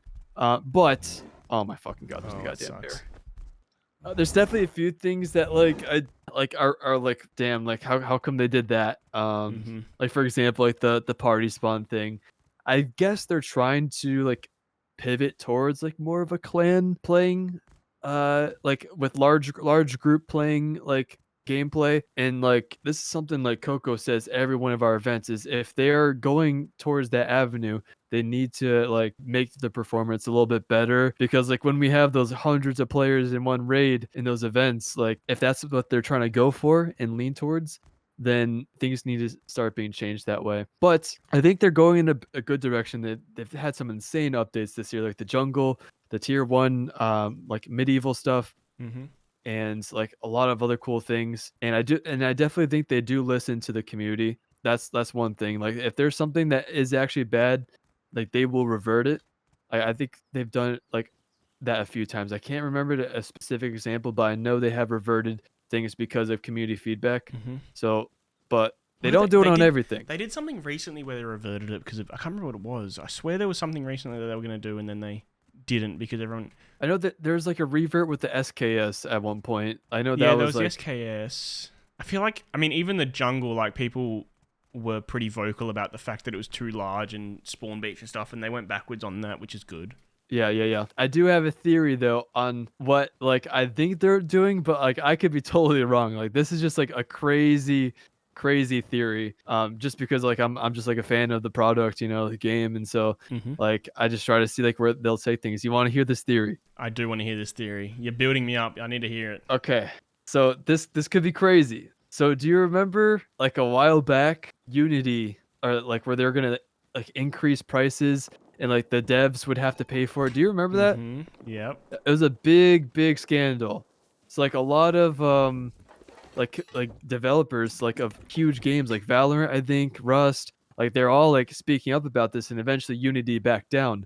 But it showed all these developers that these fucking like Unity and these guys basically control them. Like if they want to ever do that where they make like the game like more or like or make it cost Unity per players, Rust is fucked. Valorant is fucked. All these games are fucked. And so ever since that kind of took place, they started like a new project called Sandbox. Okay. So Sandbox is basically Gary's Mod 2. It's I think it's a project Gary's working on along with like a bunch of other Face Punch like staff. And with the Sandbox game, it's essentially like a game platform like Gary's Mod. You can create any game or import any game into Sandbox, and it's basically like Roblox, you know, like making games on a game. Pretty sure the Rust guns are imported into. Yes. Well, there's Rust guns, there's skins like hazmat suits. There's a lot in there. And I obviously like a lot of it's just like for placeholder stuff. But my theory is that they're using the funding of Rust like with all the skins, and that's why they're doing like sometimes you'll see like a little pay to win skin slide in there, or maybe some DLCs. And I think they're using these to fund this new project for Sandbox. So eventually they can import Rust into their own engine, because I think that's what Sandbox is. I could be wrong, but I think that's what it is. Essentially, its own engine where you can run any games. And I think that is where Rust 2 will eventually come. And they're going to basically do something like what CSGO did, where they import CSGO into like a new thing, and they got CS2. And I think that's what they could do with Rust. Now, this is a crazy take, and I could be completely wrong. And this is just me as a fan theorizing what they could do eventually. But like, it makes sense. And like, according to like what we've seen with like Unity and like how Face Punch feels about it, that's what I think. And that's why it's called a conspiracy theory. I could be wrong. Gary did say Rust 2 will not be a Unity game or something, didn't he? When all that went down. Exactly. And so like, what else could they like? They started working on it when that whole Unity thing like happens, and like there's I mean, as far as we know, there's no other like projects that they've been publicly shown. And like on Sandbox, they actually have like skins on there you can buy. They're not like weekly rotated skins, but they're seasonal skins that like go off the market, and like they have their own market over there. So like, I'm a skin investor and I've been buying stuff over there, but like you can kind of like see what they're doing over there. And like Gary writes like dev blogs about it and talks about it and like his plans, and like it's something that they are going to do. That's just like my theory. I don't know, like Face Punch, if you're listening, if I called it out and if I'm spot on, hey, you know, slide me a DM. Let me get in on it, you know. But like, it'd be pretty crazy. I could be wrong. Like, maybe I'm just yapping. I mean, but also like, there's no harm in theorizing that. And also, it like you said, it happened with Counter-Strike. Like, they went to CS2. Nobody thought they were going to do that because they had all these years of global. Yeah. And then suddenly it's CS2. Like, it's not out of the question that it could happen. And obviously they have some... They have some, you know, bad blood with Unity over... Even though they didn't end up doing what they were going to talk about doing. Yep. They'll do it eventually, man. Probably. Gary certainly wasn't happy with it. I mean, Gary doesn't really have much to do with the development of Rust now, but obviously he has bearing over the direction for sure. Like, if it's something that big, they could definitely have plans like that. I wouldn't think it's out of the question. Like, you think like, where will Rust be in like 10 years or so? Because it is like, I'm pretty sure it's Face Punch's biggest game right now. Like, I think it's got to be, right? I mean, it's yeah, it definitely is, because it's like a top 5 like Steam game. So it's like their best like project, and you have to think like, what ways could they keep elevating it? Like, how could they make it bigger?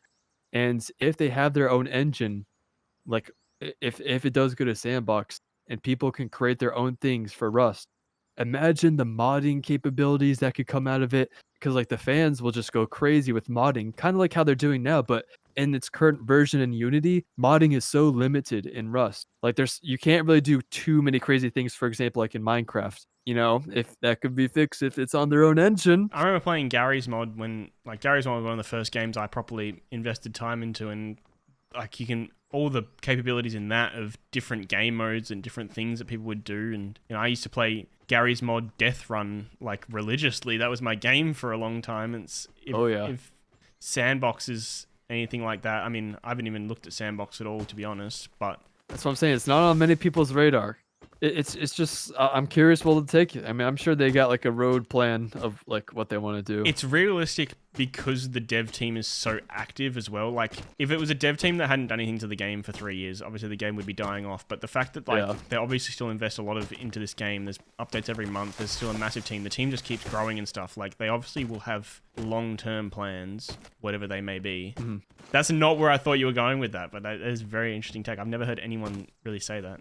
If you guys get me rope, I will go get you. I will give you an SKS with ammo. Okay. Do you often get like recognized when you play Rust? Like when you record your videos? I don't talk in game. Like at all. Okay, why is that? Because like for me, whenever I play Rust, like I usually set my username as just my name. Like I don't play Rust that often, but like when I do, I make sure people know it. Because like you could get some like interesting people coming your way and like some people will help you get the content, but then you also have the bad actors. And there's definitely bad actors, yeah. I obviously stream as well, which is stream sniping on top of that. I don't know. True. I guess I've never even considered making my name just being openly my like Yexom. I mean, you look at people like Vincent SMG, he's openly Vincent. Yeah. He very publicly says what server he's on and he doesn't care. But I don't know. For my things, I feel like there's too much risk in like because I invest so much time, it's too easy for someone to then if I'm offline for 8 hours, come and just grief it all and stuff like that. I don't know. It's too much of a risk for me. Whereas if I was just jumping on and playing for a day, maybe it'd be much more inclined to not have to hide it. But I play Rust more in like a social way. Like when I do play it, like I always will do a village. I think villages are so cool. It's like politics, there's storyline, because there's always going to be some village drama. Like one of my videos where I played Rust is me doing this village and like with the farmers. Yeah, with the farmers, with Empire and Conrad. And so people were just finding us on the server. Like I had my name as FancyOrb, so I wasn't like really hiding it. And like I was like 200K, so it's probably going to be a lot different now. Probably would not be possible now. But yeah, like sometimes you see the magic. Sometimes like the community like will help you like and be there for you. And then a lot of times they'll definitely not be there for you, as you probably know. Especially, I'm solo usually, or at most like a duo trio. It's like, it's too easy for, even if it's just another solo to, ruin a lot for me. Whereas if you're in a massive group, like a big team, it's a lot easier to just combat one random stream sniper who's on his own, as opposed to me having to deal with that, Want to know like an idea like I think you could do? Please. Because like this still would be solo, but like I think you should try it. I think you should go into the server with the intention of doing a village, because low key villages do really good in terms of content because it's just something so unique, but it's hard to pull off. Yeah. But it's like it's content at like it's just content delivered right to you for free, because you're gonna get good people who you can turn into characters, because that's the most important thing about videos that a lot of people don't do, is like turning people into characters. All you need to do is get people to talk in game, and then you can like turn them into a character, because it all depends on what they say. If they're toxic and you can get them to talk, boom, you got a villain. If they're nice and wholesome, you got a hero. But like I think you should just load into a server with the intention of just doing a village, setting your username as Yexom.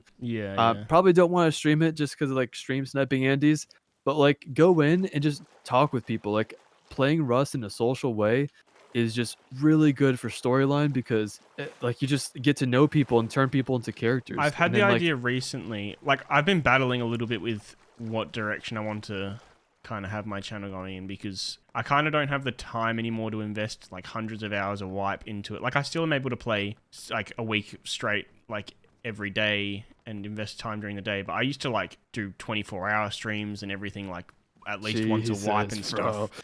But do you hate yourself? Well, I mean, nowadays my my home dynamic has changed a little bit and stuff like that, which is for the better, really. But it means that I've been kind of battling with what my channel looks like because of that, because people still crave, my viewership still craves that the degen stupid solo challenge that no one else can do because they don't have the fucking degen in them to do it. So it's kind of tough. But I was thinking of one of the ideas I had to pivot was kind of similar to what you're saying with like a village, but not necessarily a village, but doing my ideas and getting people involved, like doing these big ideas and doing even bigger ideas, but having like 100%, bro. Like 100 people I would be lucky to get involved, but like for example, just 100 people take over the map and we place TCs over the entire map as like a big group and stuff like that. That's kind of where I would like. I mean, that's honestly a combination of your kind of stuff with big events and stuff.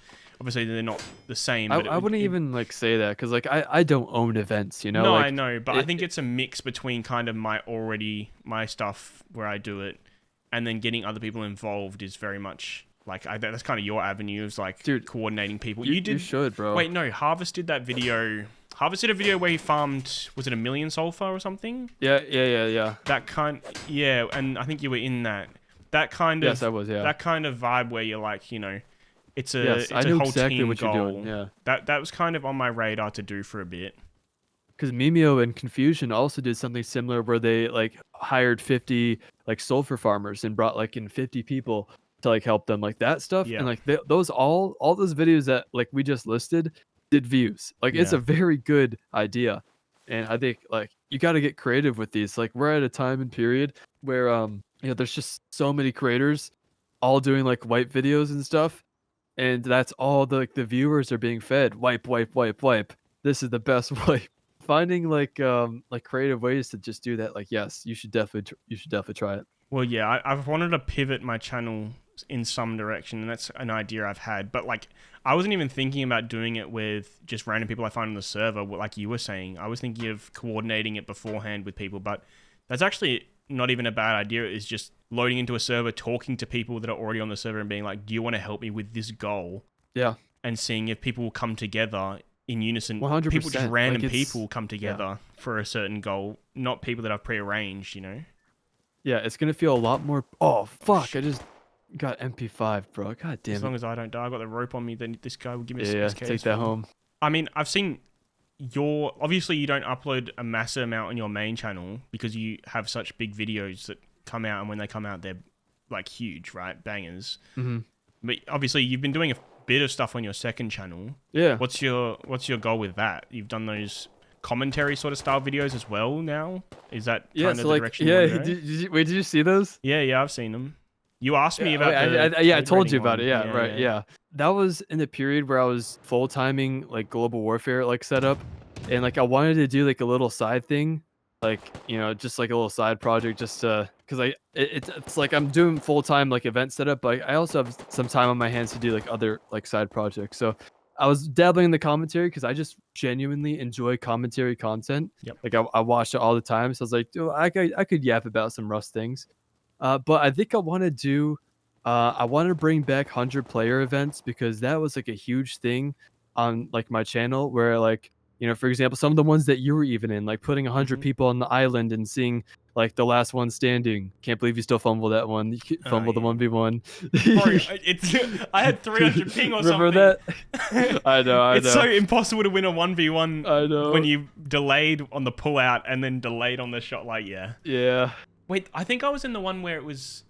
Oh, no, that's right. Because it was a 1v1v1. And was it me and Confusion? And then you and Confusion just fucked over the other guy. We did him so dirty, bro. Yeah, I do remember that. His name is JJ. That's right. God damn. So I want to do like 100-player, like quick events like that where it's just like a few hours of recording because like those like did really good on my channel. And like we made those into like really good videos. And they didn't take long, but I'm going to need an editor for that. So I have some people lined up for that who will help me. And if I have the time, I would like to do those because then I get to also do like more events and like our Discord will be like happy like with that too. So that's on the agenda, just like 100-player events like on the way. For the second channel. But like, for second channel, and then main channel will be like the big projects like the Global Warfares or like our other projects coming up. So for me, like sometimes I have a month gap between uploading videos, and I feel guilty that I'm not uploading. Do you feel guilty at all or like concerned when you don't upload in say 6 months on your main channel? Is it something that you think about? Or do you just know there's going to be a banger? Sometimes I'm like, damn, like I gotta upload this shit soon, man. Like people are waiting because I don't want to wait too long where it's like people are wondering if I just quit YouTube. Because if you wait like 8 months to a year, then people start to think you left. I think people understand and can see how much time I put in, and like they know like why I've been gone for so long. It honestly, I'm not too concerned because like thank God I'm at a point where like people still know like I'm still doing things, like when they see the events and like when we do global warfare, like they know things are going on. They see like my TikToks and tweets and stuff. So people know I'm like alive. But the algorithm, it doesn't matter how long you wait until you upload. It doesn't punish you for like not uploading. So like as long as the video is good, as long as it's cinema, it like I'm okay. Like we'll like it'll do fine. So like even though my videos aren't to the extent of yours where, you know, it takes me that long to make them, I still feel guilty when I'm not uploading, which is kind of this channel I want it to be is kind of something that I can, it's not easy content, but it is easier to make, and I do enjoy the conversations around Rust. I mean, there's always, you know, commentary and conversation around Rust, people good and bad, and I feel like this channel for me is like filling those voids potentially between when I'm uploading. But yeah, like do you feel like the second channel could be something where it's like filling the gaps for you, or is it more that you just want to get the events continuing? It's a combination of things. Like one, I do want to provide more events for my community because like right now we only have the one big one, and then like thousands of people are trying to get into it. So I do feel a little guilty that not everyone can experience a FancyOrb event. So I do want to put on more events.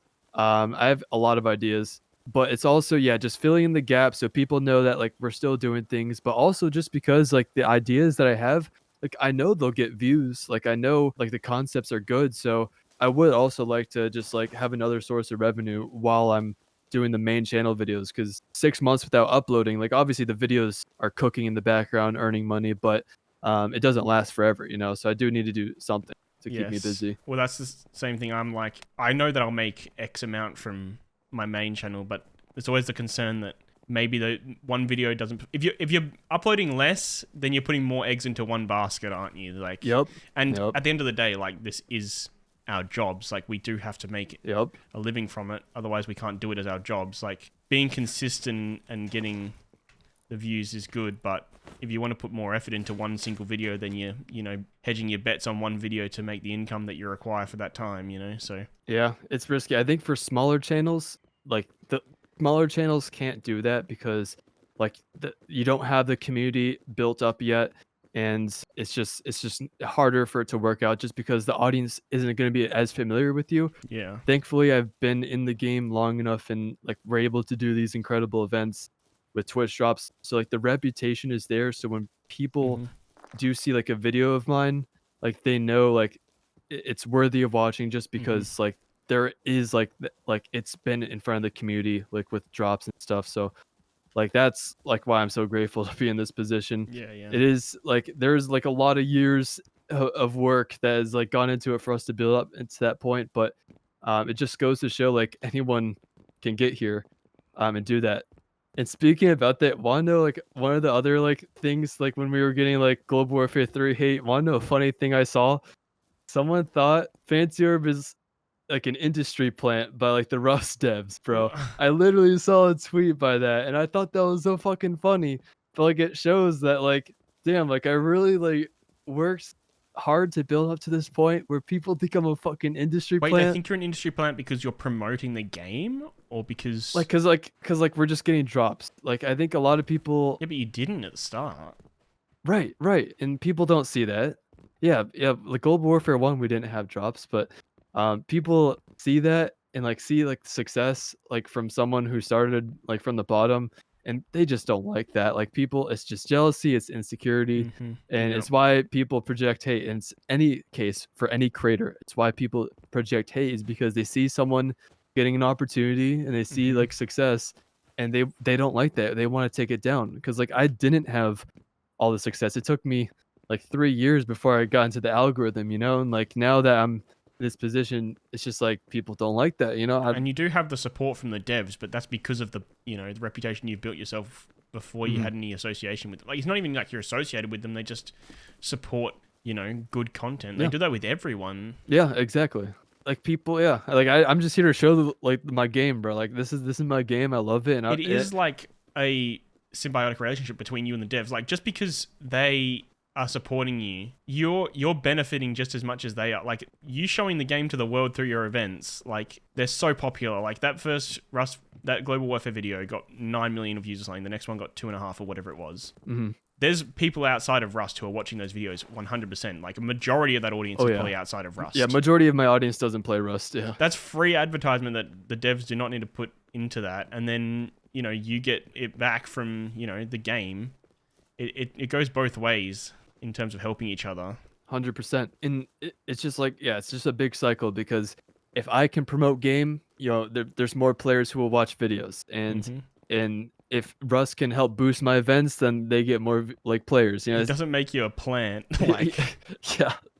But just people just thought like, oh, he's an industry plant, he's getting all these drops. I thought that was fucking hilarious though. Some of them make me smile. Some of the hate actually makes me laugh. Like I don't usually let hate get to me, but like some of them are like pretty disgusting. But then some of them are just like pretty funny, and like it's the funny ones that make me laugh. You talked about how your second channel was like another source of income, I guess, while your main channel is just cooking in the background. How are your servers going? Are you still running Rust servers and stuff? I haven't really looked into that. Yeah, like I used to do like servers, but like honestly, dude, servers are hard, bro.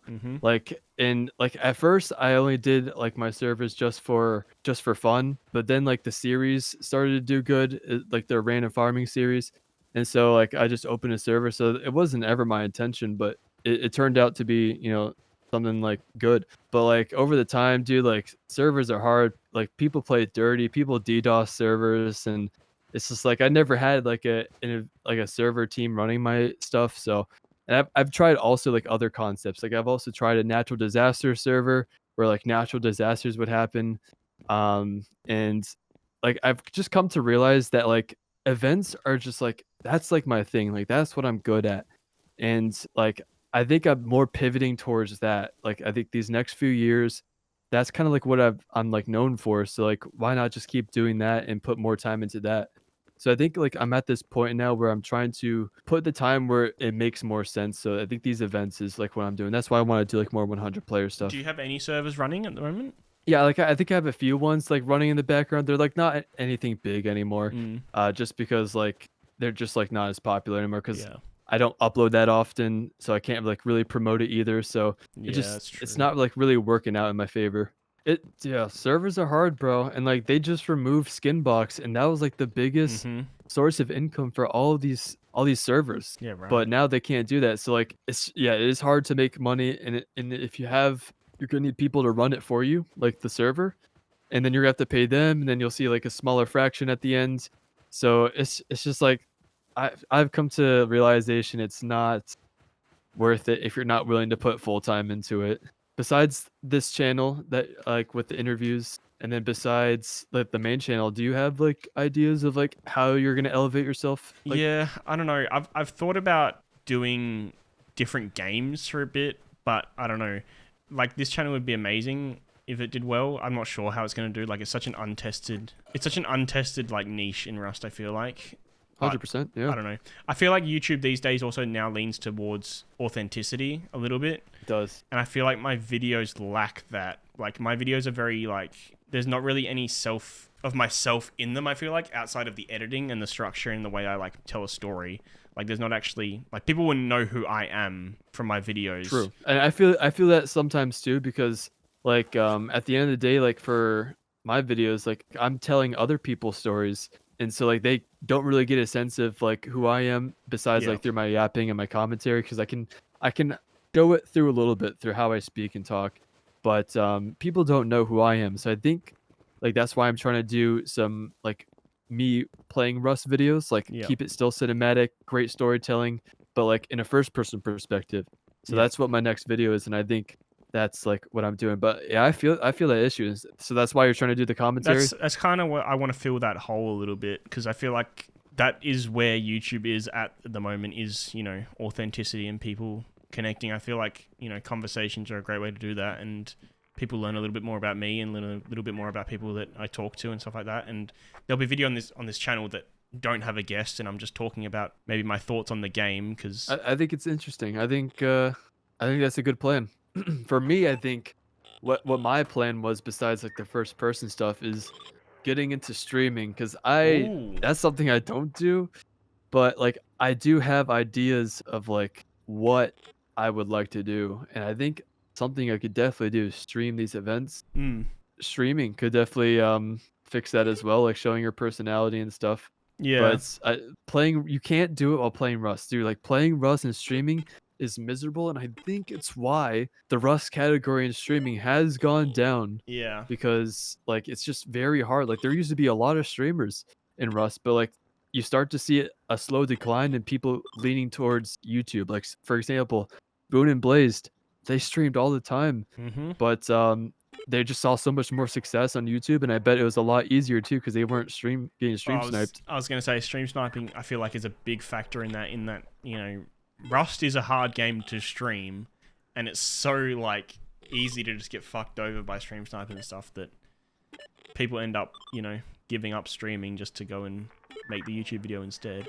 What are your thoughts on hardcore that's recently been redone? Dude, I haven't really looked into it too much, honestly. Like, I think it'd be cool. I think for videos, there's a lot of potential because you know how like in Minecraft, there's like I did this blah blah blah blah in hardcore. I feel like that has like potential for Rust. Yeah. Like I built the largest hemp farm in hardcore Rust. Like just like adding that hardcore to it is like what made Minecraft hardcore like really popular. I don't know. I haven't looked into it too much. I think it is cool though. I just think the problem with it is that it just like obviously I think it's already dying. Like, oh, is it? It's so hard for people never choose the harder path. Yeah, true. Like if they're jumping on to pick a server, like people just want that. People are just loot goblins and want it to be easy, right? So yeah, there's never really that incentive to play the hardcore. When people ask for these changes to be made, but then when they have the option to play it, they don't really actually want to play that if there's the option of making it easier for themselves and playing normal Rust. I 100% agree. And I feel bad because Face Punch is trying to like do like some kind of like game mode besides Rust. Like they're trying to like give another way to play. Like they tried softcore, they tried hardcore, they tried medieval. Like they are definitely trying, but like man, it's hard, bro. And it's experimental, like I feel like they could have all these different game modes and have it maybe on a rotation basis. Because right now there's all these different choices and people are like, oh, hardcore, I've played it this month, they're not going to play it next month. It's just like a little novelty that happens each time something comes around, like the medieval. Like, who's playing medieval Rust at the moment? Like, no one. Yeah, I don't think. But maybe if they had all these different types of Rust and just like on a rotation basis, it might have some like, oh, you can only play hardcore for this month, and then next month it's going to be medieval, and next month it's going to be something else, and then people will feel like they want to play it because they don't have the opportunity to play it, even though they wouldn't have played it anyway. I'm not sure. It's I think tough. that could be I think that might be like what they do later down the road. I know they're trying to like keep like an element of surprise and like not reveal what the mode is until like it's out, because it's a big hype update. But I do think that they could like use the community more. Like we're so community driven. I think they should like ask like the people like what kind of new game mode would they be interested in, because the players will definitely tell them like what they want. Like the players are vocal, and if it gives a chance for us to like have like a game mode added to Rust, I think there could be like some cool things. Yeah. But I know they want the element of surprise and that hype. I mean, imagine way down the line talking about the thing you talked about earlier with like Sandbox and stuff. Like people can make their own game modes and stuff. That would be incredible. Yes, bro. Hopefully, like I know man. people have their servers that do different things. Like there's like battle royale servers and stuff, which don't do particularly well, I don't think, anymore, but they do exist.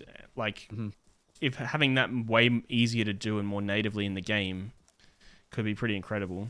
That is true. Like the possibilities are endless, and like we do have some modding capabilities, so yeah, we'll see what they want to do. It's tough to divide up the player base and expect it is the new game mode to hold pop. I'm not sure what they do about that. I mean, hopefully they continue experimenting with like new game modes and stuff. I just hope they like do like more asking around in the community before they like dump a ton of resources into it. Yeah, because like that would help us like or help them give like a direction of like what we want. Because like to be honest, I don't know like what the average Rust player wants. Like because like I just don't play it too much, but I'm sure there's some good things that they can say. But like I get it, the community's toxic. They definitely get a lot of pushback, and sometimes it's like demotivating to like get that community feedback. The other thing is that there's just a loud minority, which is usually creators who are like creators want the game a certain way, which lends itself to them, but they aren't the average player usually. Like, not a lot of creators out there, you know, wanting new primitive weapons or new like role player items or anything like that. But there is a whole community out there who would love that, you know. So there's a lot of creator basis in these like takes, and it definitely does like spew a few things like off from what it should be. Like I know that's like a thing that people definitely say. Yeah. Because like I mean, if a big creator like Willjum, like he gives his takes and he wants role player stuff, like of course all his followers are gonna say like, yeah, more role players. But then like now all the chads are like, man, fuck those role players, fuck those pussies. Yeah, and people see it as a like if they're investing time into adding something that's not for them, then they're missing out. When in reality, like, you know, it goes around. Like PvPers get stuff added for them all the time, and everyone gets their different cuts. But bro, everyone eats eventually, you know. Well, exactly. But people see it way more as like, if it's black not and for white, me, man. then they've wasted their time. Yep. Which is not how it is. But Hey, we're gonna be getting off, but we just wanted to give you our loot before we head off. It's not much, bro. Oh, sweet. Thank you. Well, thank you for your time. I appreciate it. Absolutely, bro, dude. This is fun, bro. There's a lot of good talks here, bro. Like we covered a lot of topics. It went for a lot longer than I thought it would as well. So I appreciate you, you know, giving some extra time there. Absolutely, bro. I was having fun just running around Rust and just who else is the next guest? What can the viewers expect? I haven't asked anyone yet, but I would love to interview T-Guy Tom. I think he would have some good insights and good takes. So I need to ask him and see. He's if got a he'd lot be of interested. wisdom. He does have a lot of wisdom. He does. I would love also maybe someone from Face Punch as well, like bro, Alistair that would be or Ern insane. or someone would be cool as well, just to talk to about things. Dude, I've always wanted them to do like some kind of podcast where they talk to like a creator. It would have to be someone reputable because, dude, like they don't want to be like set up with like a bad question, you know? Like it's tough for them. But like, dude, I think you could. I think you're very good, bro. Like I don't think you it's can something get that I could do right now, but it's something that maybe if I get a bit of, you know, traction on this channel, that maybe they'll be interested in doing. All right, thank you, man. All right, yeah. Well, thank you very much, bro. Like this was fun. Thank you. Yes, sir. Yes, sir. All right, catch you around. Thank you, everybody. Bye.